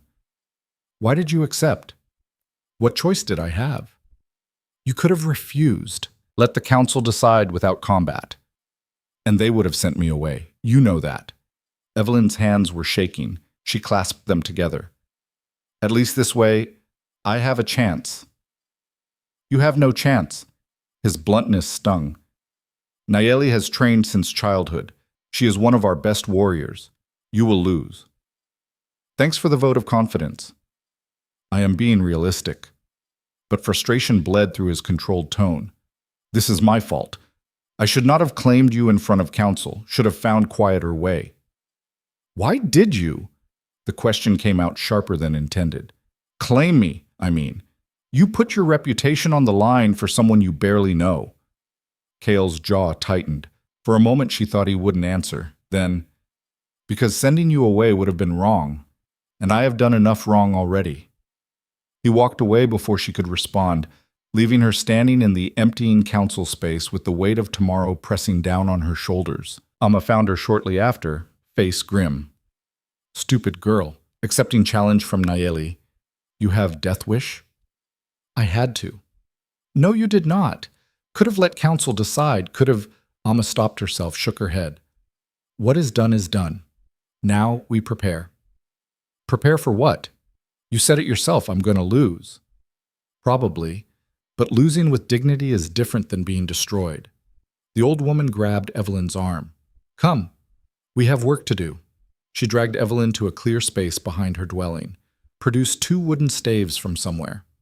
You ever fight before? No? Perfect.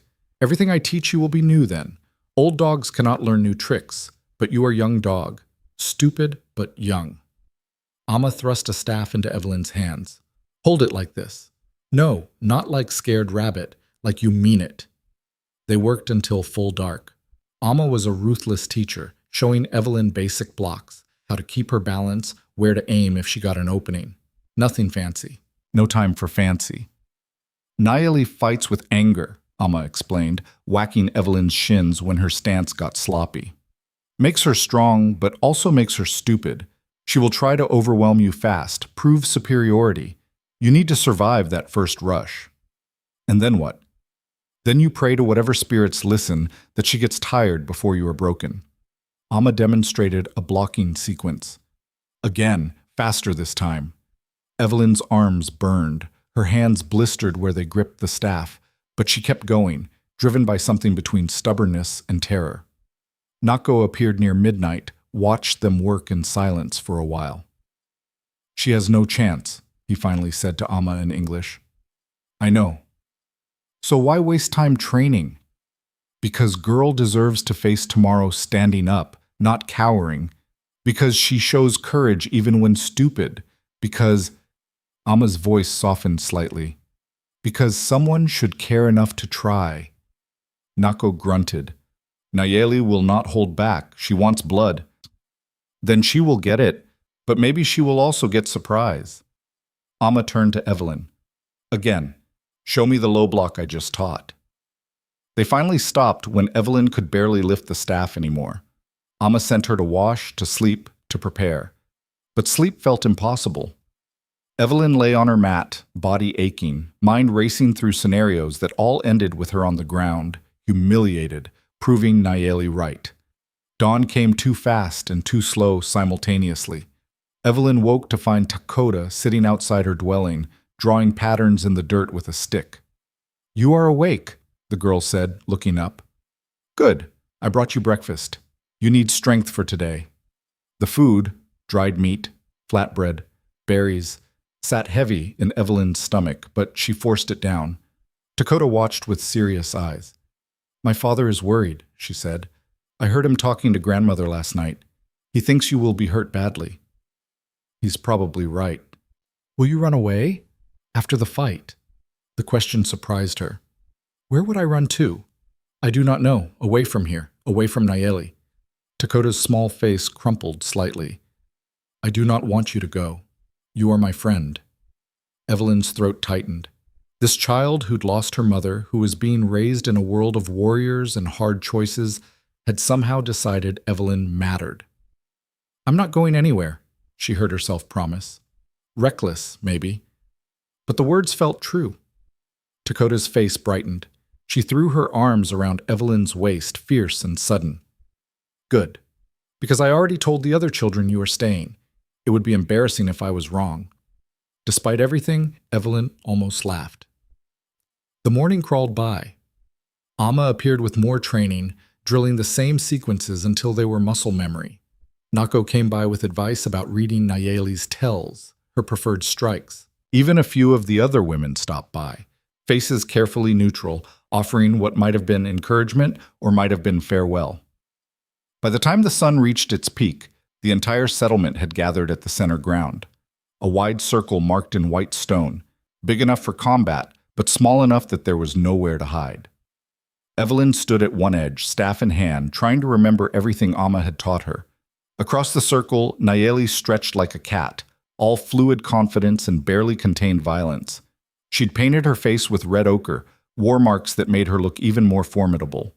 The elder who'd announced the challenge stepped into the center. "This combat determines worth," he said in a voice that carried to every watching face.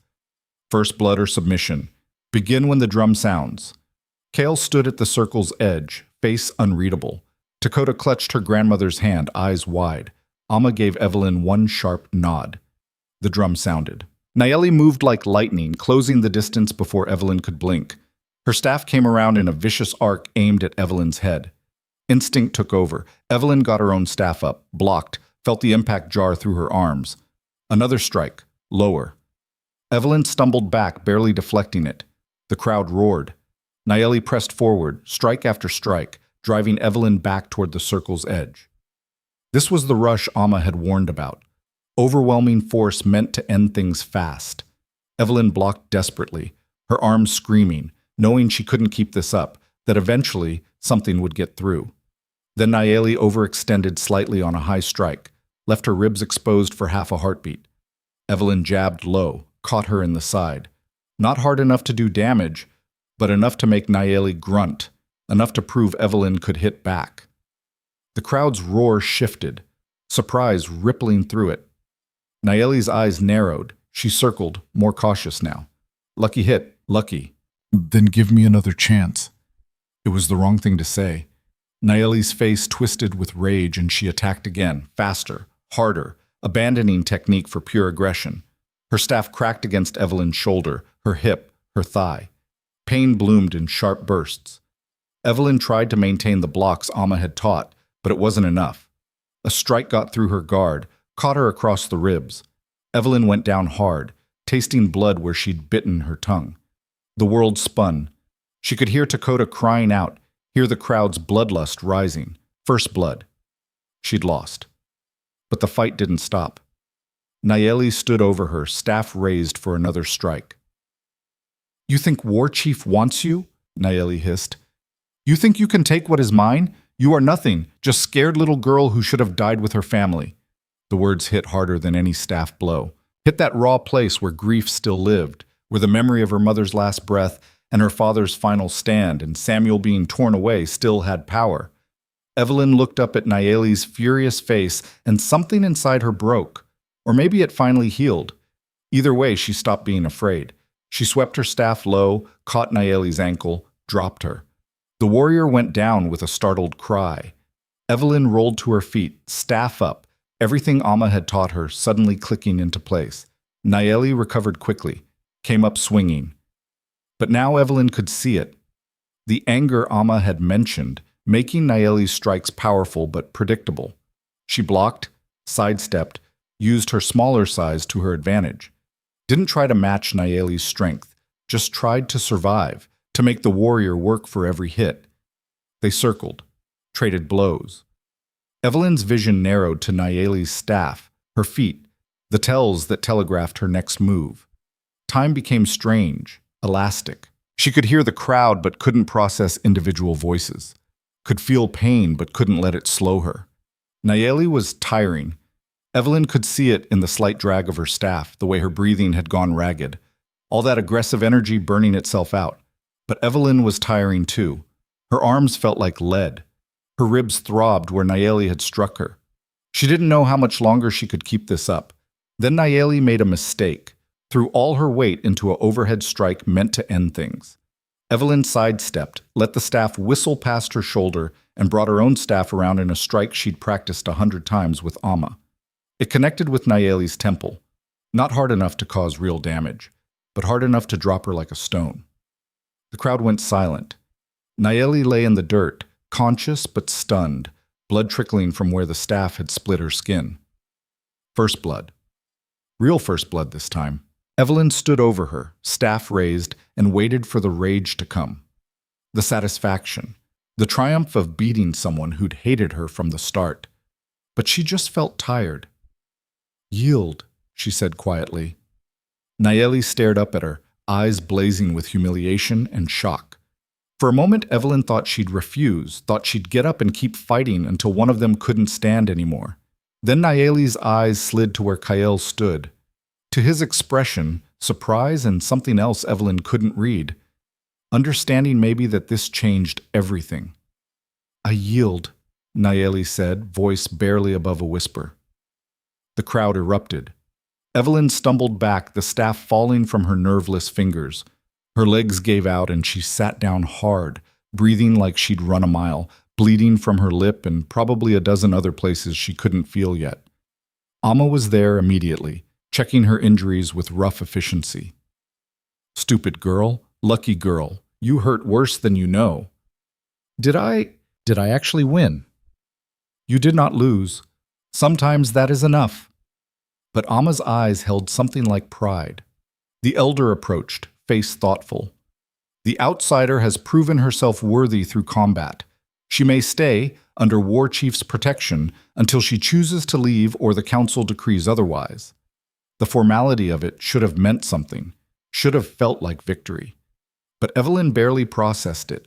She was watching Nayeli being helped to her feet by friends, watching the warrior's face cycle through emotions she couldn't name, watching Kael approach, his expression carefully neutral. He crouched beside her, examined the cut on her temple that she hadn't noticed until now. "You fought well," he said quietly. "I got lucky." "Luck is also a skill." His hand touched her face, gentle, checking the wound. Though perhaps less stupid next time to not provoke her mid-fight. She provoked first. "And you answered, very warrior-like." Was that approval in his voice? Amusement? "Come. You need proper medical attention. Amma is good, but you should be checked thoroughly. He helped her to her feet. The crowd was dispersing, talking in excited voices, already turning the fight into story. Evelyn caught glimpses of faces, some approving, some still skeptical, some simply relieved the entertainment was over. Dakota broke free from her grandmother's grip, ran to Evelyn, and wrapped around her waist again. You won! I knew you would win! I barely survived, Evelyn corrected, but she hugged the girl back. Same thing.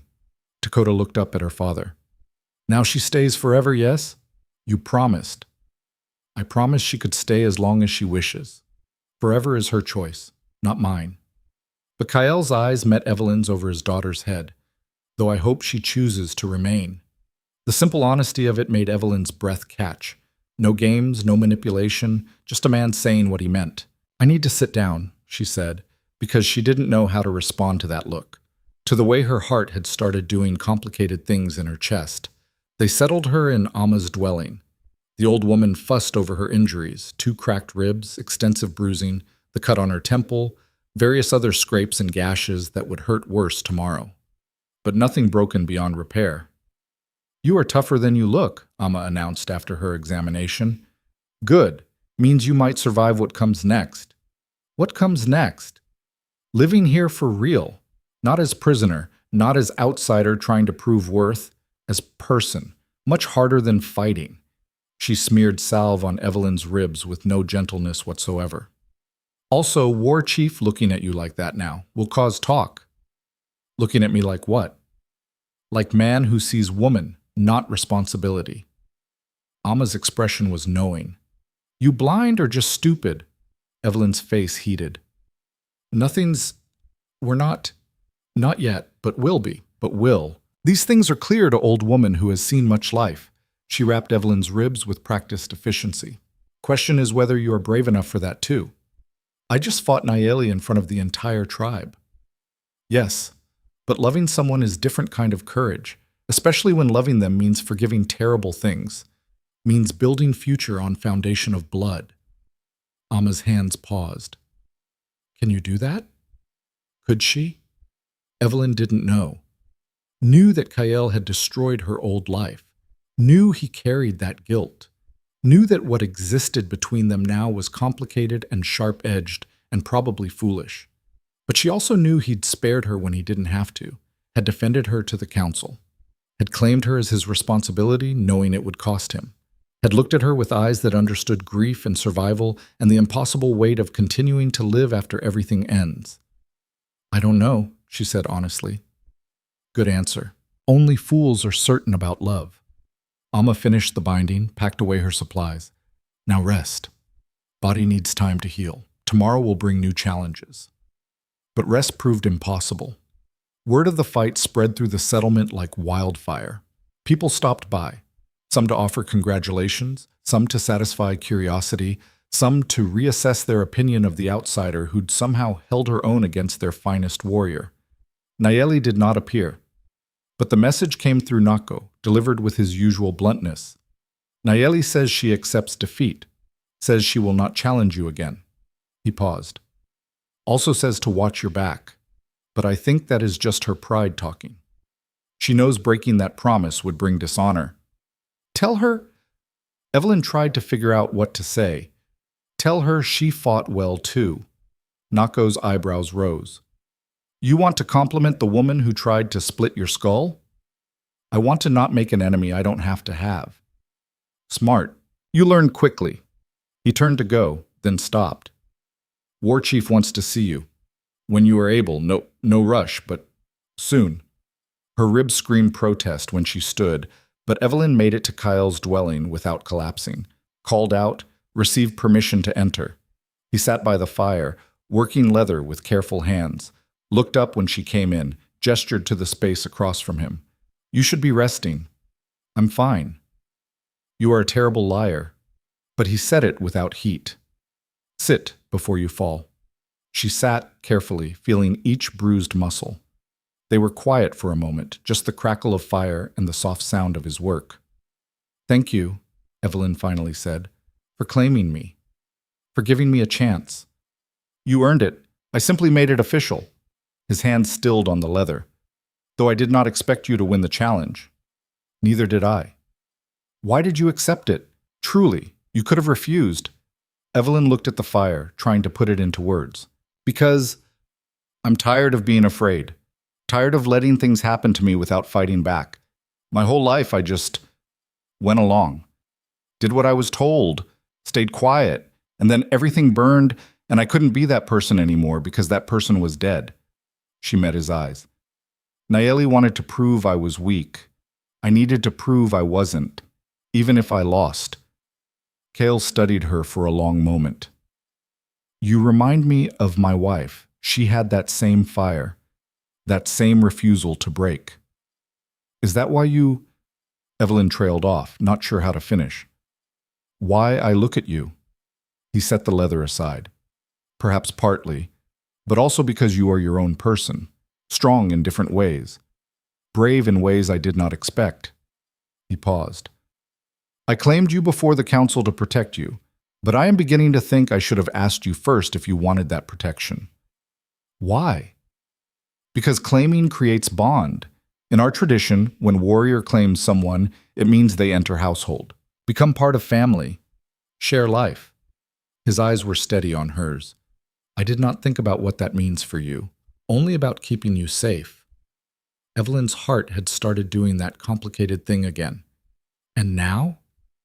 Now I think about it constantly. The admission seemed to cost him something. Think about what it means that you live here, in my valley, under my protection. Think about how you look when you work with the horses, when you learn medicine from Amma, when you hold my daughter and make her laugh. He leaned forward slightly. Think about how you look today, covered in blood and dirt, refusing to yield. How I wanted to stop the fight, but knew you would hate me for it. Kyle, I am saying this badly. Frustration bled through his controlled tone. Words are not my strength. War is my strength. Decisions are my strength. But this, I do not know how to navigate. Evelyn's breath felt tight in her chest. What are you trying to say? He stood abruptly, paced to the dwelling's far wall and back. When he spoke again, his voice was quiet. My wife died 3 years ago.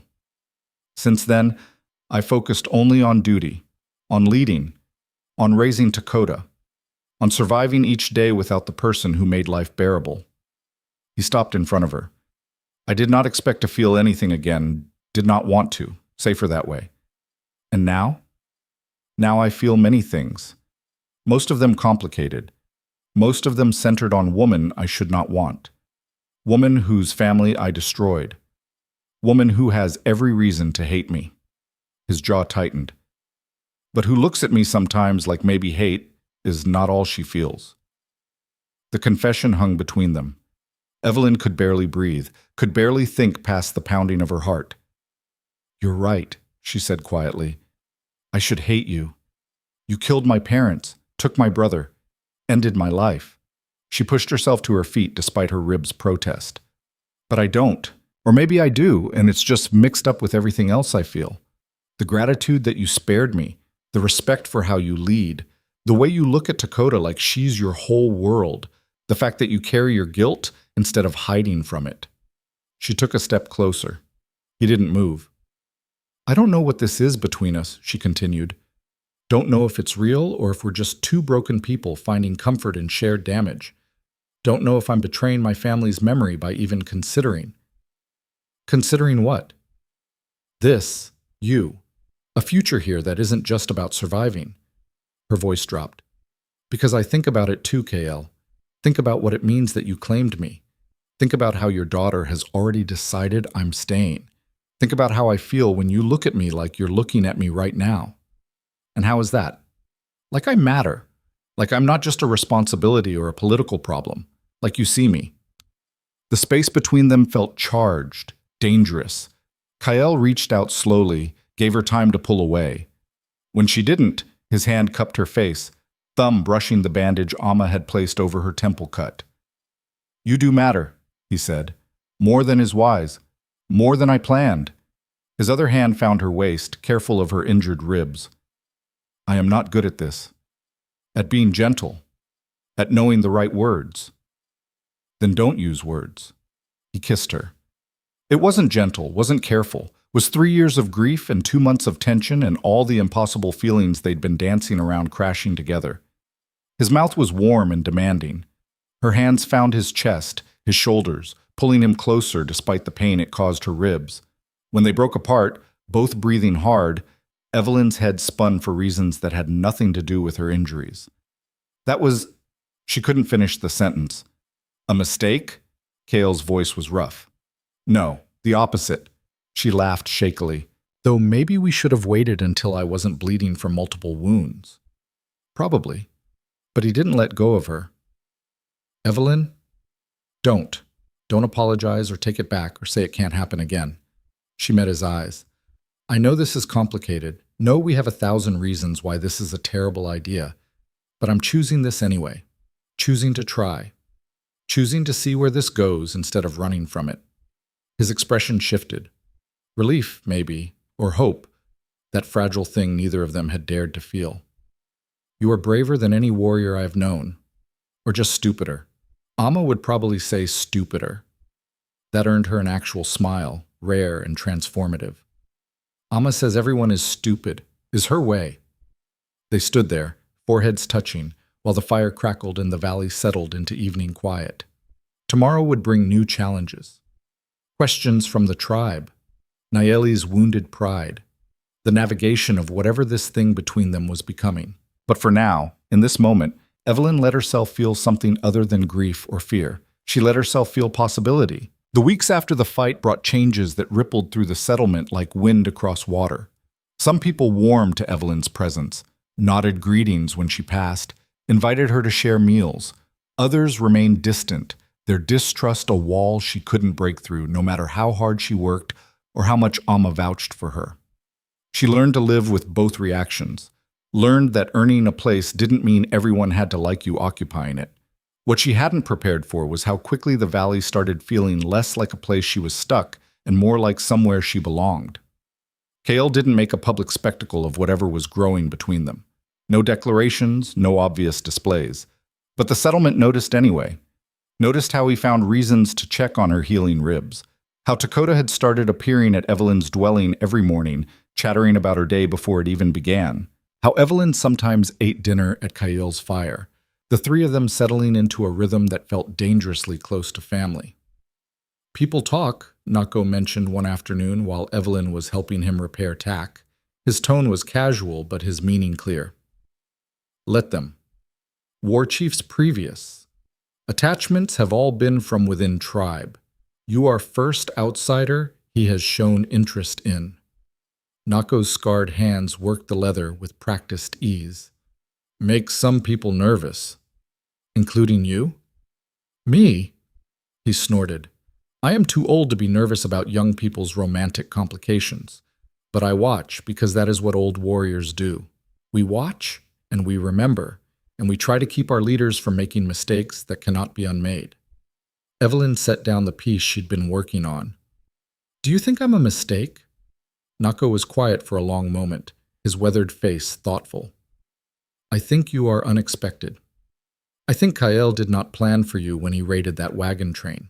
I think you have complicated his life in ways he both resents and welcomes. He met her eyes. But mistake? No, I think perhaps you are exactly what was needed, even if no one knew it. The words settled something in her chest that had been restless since the kiss, since choosing to stay, since allowing herself to want something beyond mere survival. That evening, Kale found her sitting by the stream where Amma had first dragged her months ago. The sun was setting, painting the red rocks in shades of amber and rust. Dakota says you promised to teach her a song from your people, he said, settling beside her on the flat rock. She has been singing pieces of it all day, driving her grandmother to distraction. Evelyn smiled. It's just a silly thing my mother used to sing, about a bird that couldn't decide where to build its nest. Sounds like someone I know. She bumped his shoulder with hers. I've decided. I'm here, aren't I? You are here physically. But sometimes I see you looking east toward where your brother was taken, toward your old life. His voice held no accusation, just observation. Part of you is still trying to decide where you belong. He wasn't wrong. Samuel haunted her thoughts, especially at night when the settlement quieted and she had nothing to distract her from wondering if he was safe, if he remembered her, if he hated her for not saving him. I need to see him, she said quietly. Need to know he's all right, that he doesn't think I abandoned him. Kael nodded slowly. I have been thinking about this, making inquiries. He paused.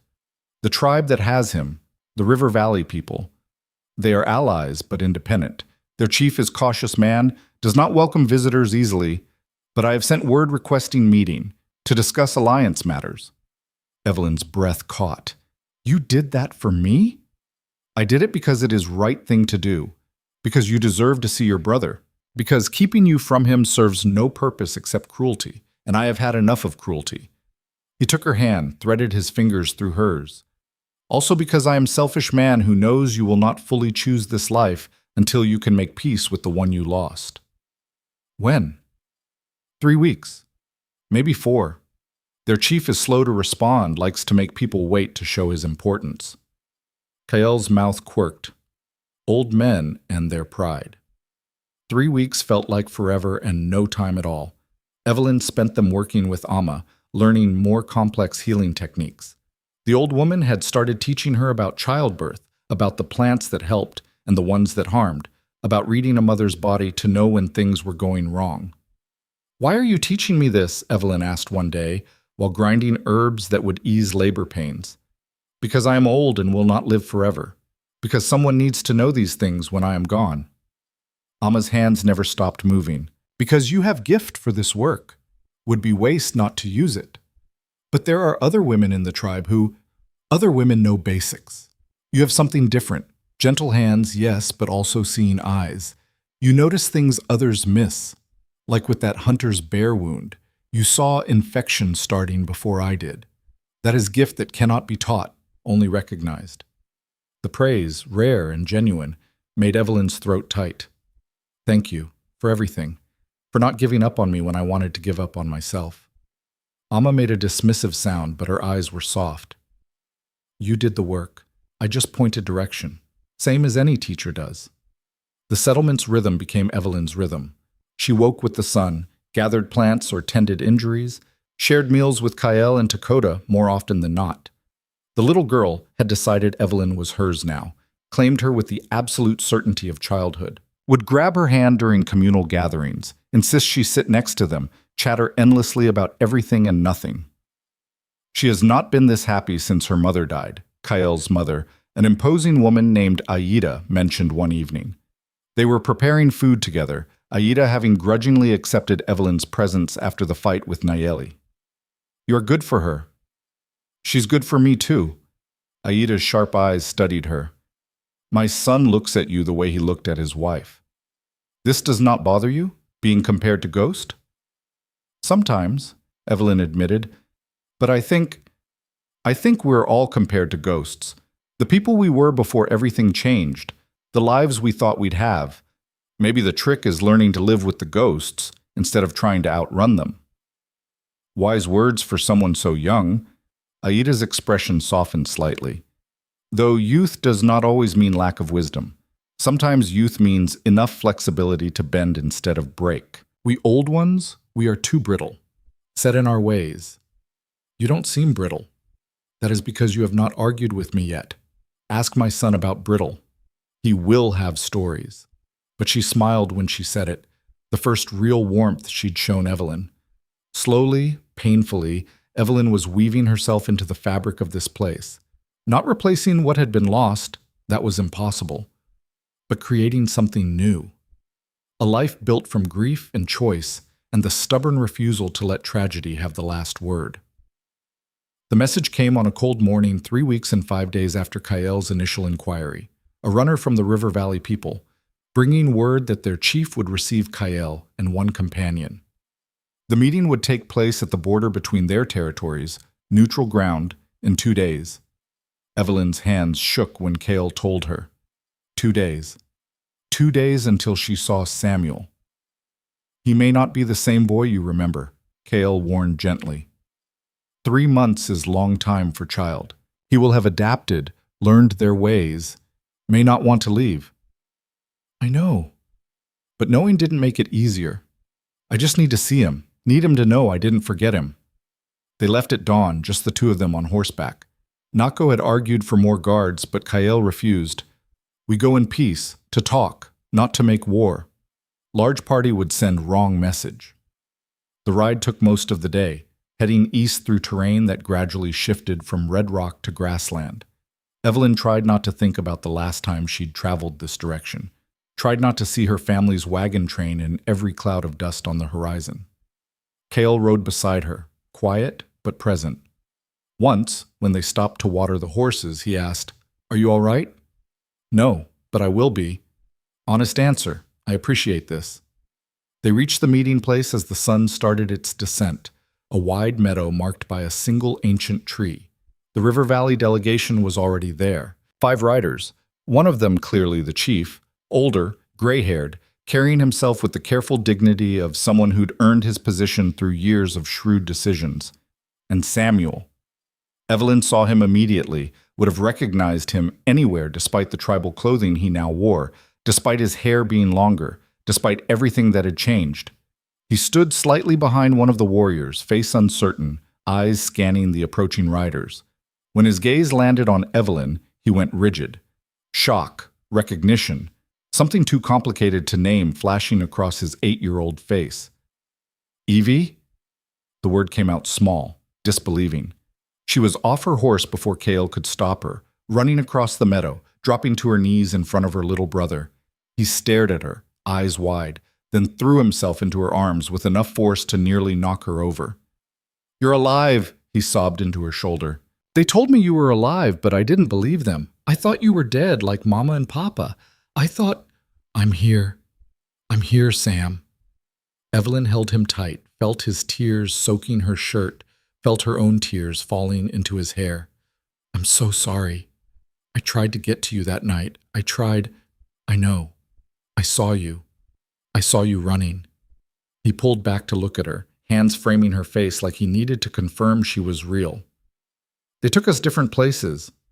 I asked about you every day, but nobody would tell me anything until last week when the chief said you were coming." The River Valley chief approached, Kael at his side. Both men wore carefully neutral expressions. "The boy has been well treated," the chief said in accented English. "We do not harm children. He's been learning our ways, has been accepted into a good family." Samuel's hand tightened in Evelyn's. "I like it here. The family is nice, but I missed you so much." Evelyn looked at her brother, really looked. He was thinner but healthy. His clothes were well made. No bruises, no signs of mistreatment. And when he glanced at the warrior he'd been standing near, she saw something like fondness in his expression. "Tell me about your family here," she said softly. Samuel launched into an enthusiastic description. The couple who'd taken him in had lost their own son to fever the year before. They'd been kind, patient with his language struggles, taught him to fish and track. The wife made bread that reminded him of Mama's. The husband was teaching him to carve wood. "Do you want to leave?" Evelyn forced herself to ask. "Come back with me?" Samuel's face scrunched up, caught between loyalty and truth. "I want to be with you, but I like my family here. They're good to me, and you seem—" He studied her face. "You seem different, happier maybe, or at least not as sad." "I am different. A lot has changed." "Do you live with them now, the people who attacked us?" "Yes. And they're nice to you?" Evelyn thought about Amma's gruff affection, about Dakota's fierce attachment, about Kael's careful consideration. "Yes.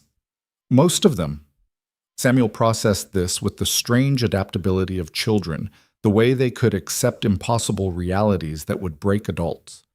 "Then maybe—" He looked between Evelyn and the River Valley chief. "Maybe I could visit? Sometimes? Instead of choosing?"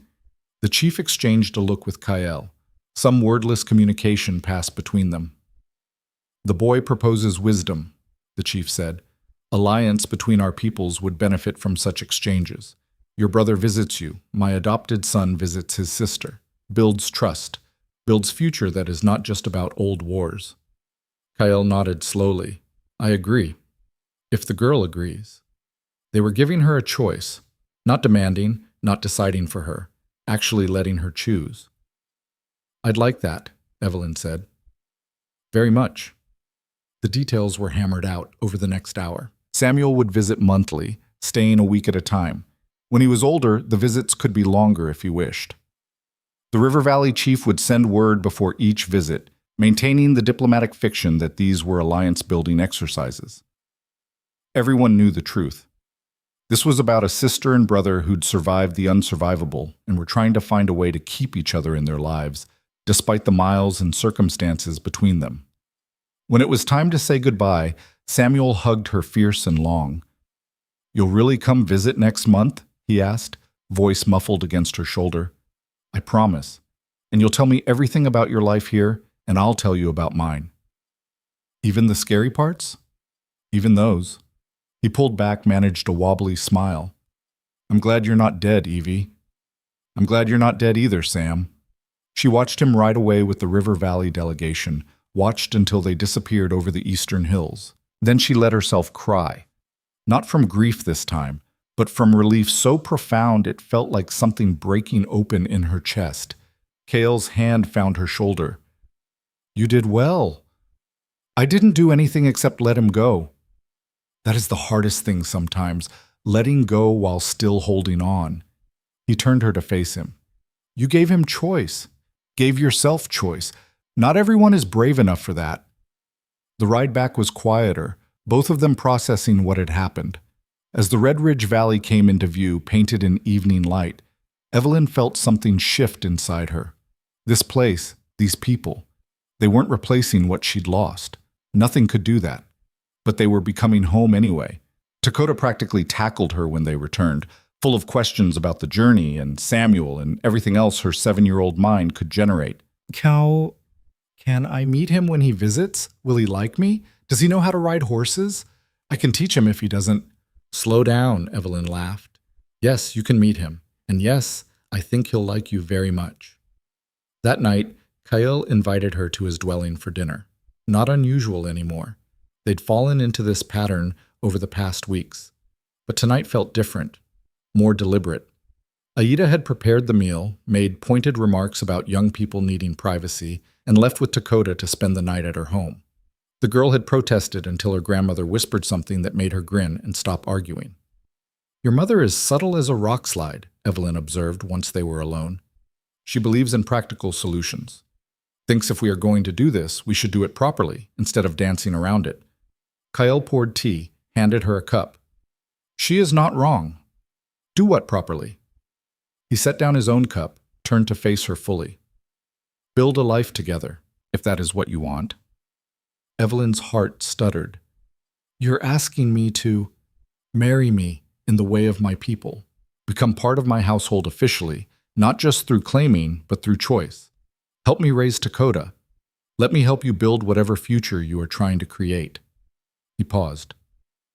I know this is not what you planned when you left on that wagon train. I know I represent everything you lost. But I am asking anyway, because I am a selfish man who has found something worth being selfish about. What if I can't forgive what you did? What if part of me always blames you for my parents' deaths? Then we will live with that, same as we live with all our ghosts. His hand found hers. I do not expect you to forget or pretend it did not happen. I expect you to be honest about how you feel, even when those feelings are ugly, especially then. Evelyn looked at their joined hands, at this man who'd destroyed her world and then somehow become the center of her new one. Thought about all the reasons this was impossible, inadvisable, potentially insane. Thought about how none of that seemed to matter. I can't promise I won't have days where I hate you, she said quietly. I can promise I will have days where I hate myself. We can be miserable together. That's possibly the worst marriage proposal I've ever heard. It's the only one I know how to give. Pretty words are not my strength. No, Evelyn agreed, but honesty is, and stubbornness, and the kind of broken courage that keeps going even when everything's falling apart. She squeezed his hand. Yes. My answer is yes. His expression shifted, relief and something deeper, something that looked like hope finally allowed to breathe. You are sure? I'm terrified and probably making a huge mistake and going to second-guess this 100 times. She moved closer until their foreheads touched. But yes, I'm sure. He kissed her then, slow and careful, like sealing a promise. Like believing, just for a moment, that two people with too much damage and too many ghosts might actually build something that could last. The ceremony happened 2 weeks later, at sunset, with the whole settlement gathered. It was nothing like the wedding Evelyn had vaguely imagined back when she was a girl in a wagon train heading west. No white dress, no church, no familiar faces. But Amma was there, grumbling about young people rushing into things while helping Evelyn dress in traditional ceremonial clothes. Dakota was there, practically vibrating with excitement, chattering about how she'd always wanted a mother again. Nako was there, offering Kyle quiet advice that Evelyn couldn't hear, but made the war chief smile. Even Nayeli attended, standing at the back, face neutral but no longer radiating hostility. The ceremony itself was conducted by the eldest council member, spoken in the language Evelyn was still learning but understood well enough now to catch the meaning. Promises exchanged, hands bound with woven cord, recognition from the tribe that they were choosing to build a life together. When it was done, when they were officially married in the eyes of the Red Ridge people, Kyle pulled her close and whispered, "No turning back now." "Who said I wanted to turn back?" "Your face. You look terrified." "I am terrified, but I'm also—" She searched for the right word. "Here. Present. Choosing this with my eyes open." The celebration lasted into the night. Food and music and dancing, the tribe coming together to honor the union of their war chief and the outsider who'd somehow earned her place among them. Evelyn danced with Dakota, who declared her the best mother ever, despite knowing her for only a few months. Danced with Nako, who told her she was either very brave or very stupid, possibly both.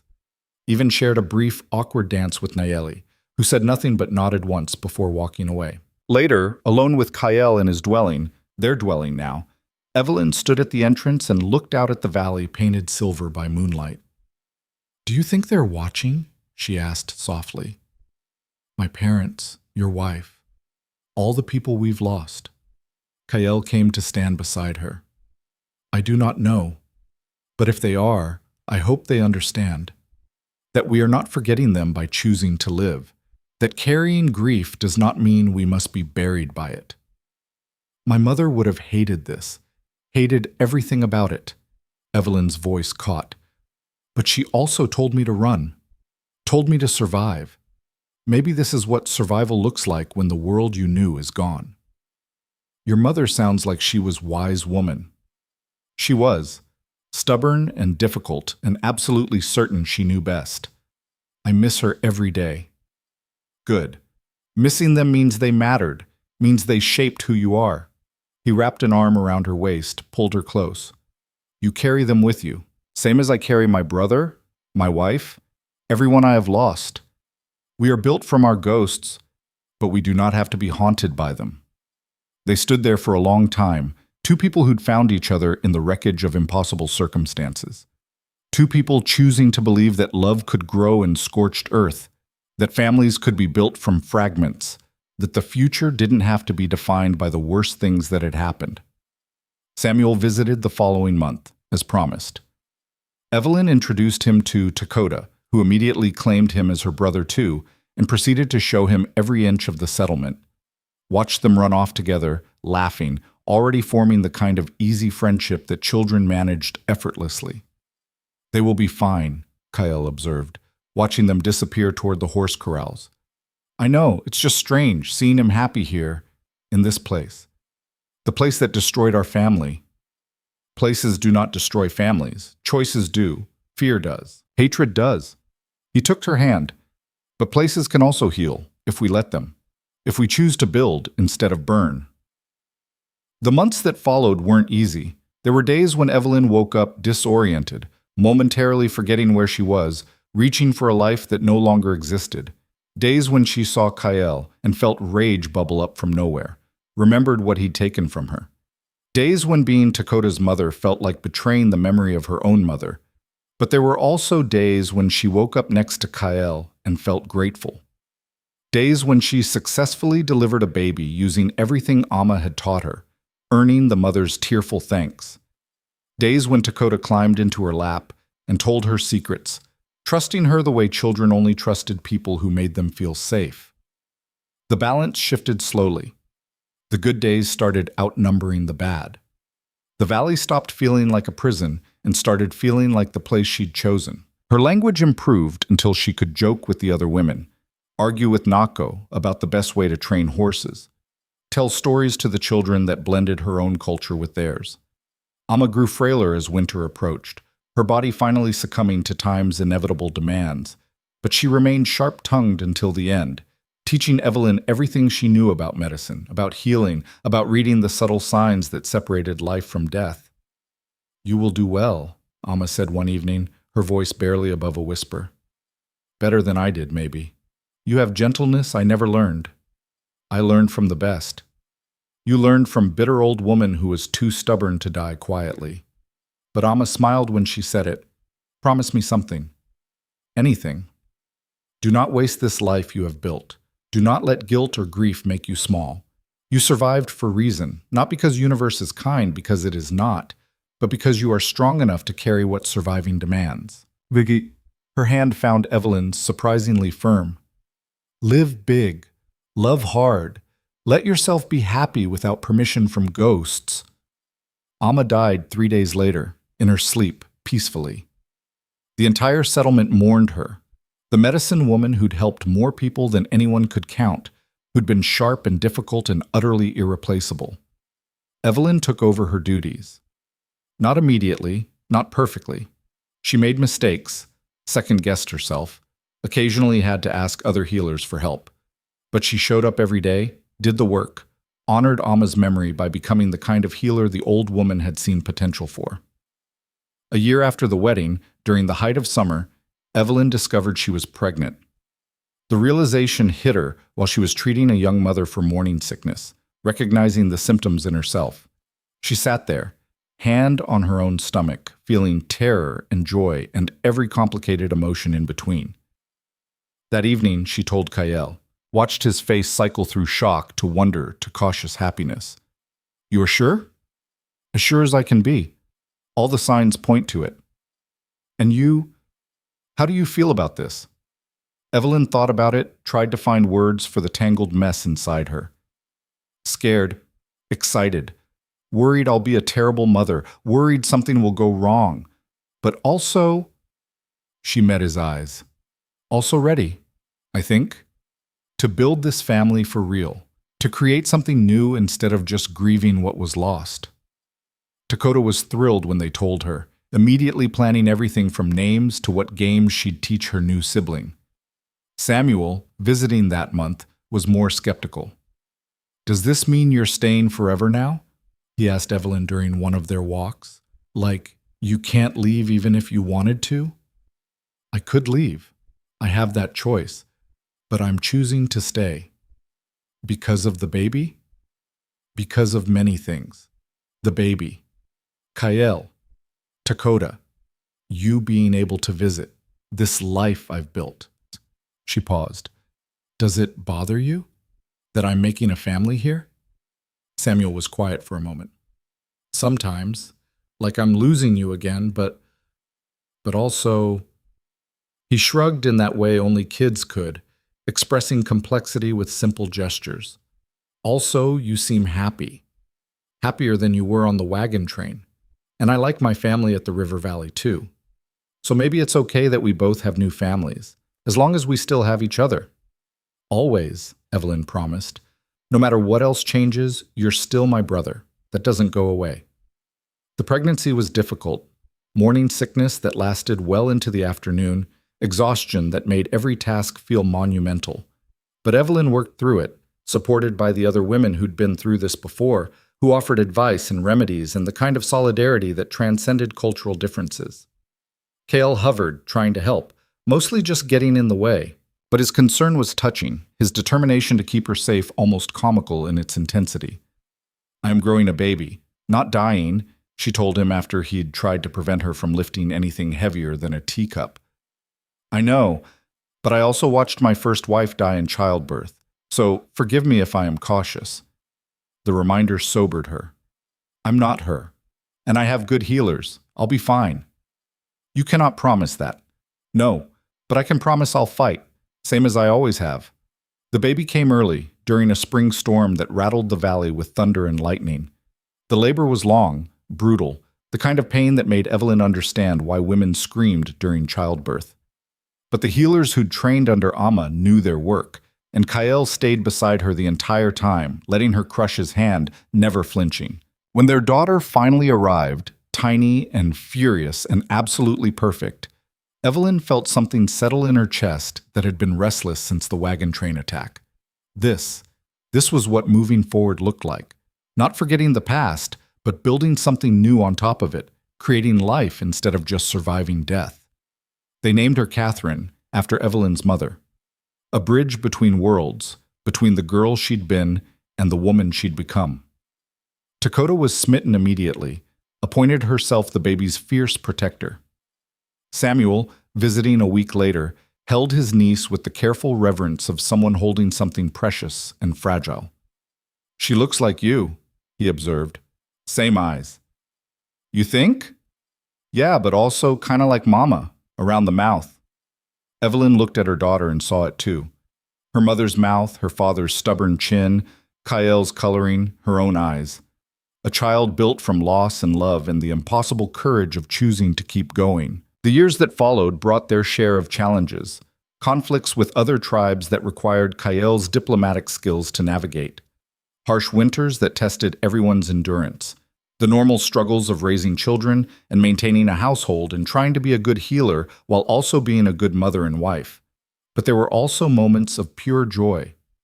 Watching Catherine take her first steps, Dakota teaching her little sister to ride, Samuel visiting and becoming more confident each time, more settled in his dual identity as both River Valley adopted son and Evelyn's brother. Kael's quiet pride when the council asked for Evelyn's medical advice, recognizing her expertise.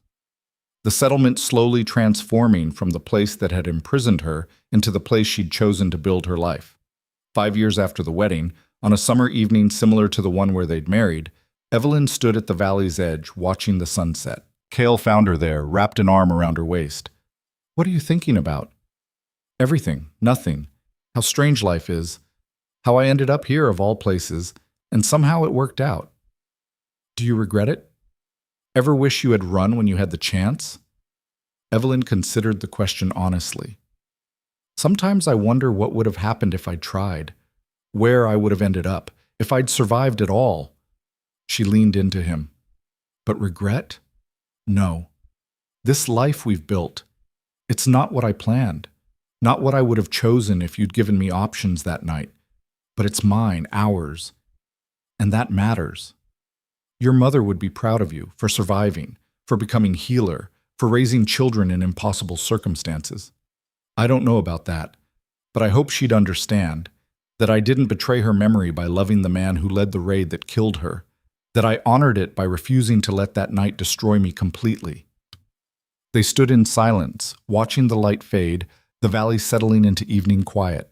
Somewhere behind them, Dakota was playing with Catherine, their laughter carrying on the still air. Samuel would arrive tomorrow for his monthly visit, full of stories about his life at the River Valley. The settlement would continue its rhythm, seasons changing, life going on.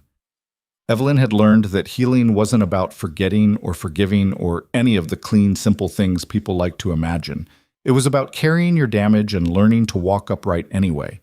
About building new families without betraying the memory of lost ones.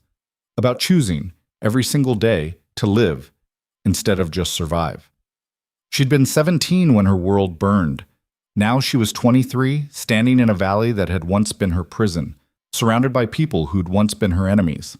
Mother to 2 children, wife to a man she'd every reason to hate, healer to a community that had learned to trust her. It wasn't the life she'd wanted, but it was the life she'd chosen. And in a world that rarely offered second chances, that had to be enough. Come on, Kael said, tugging her hand.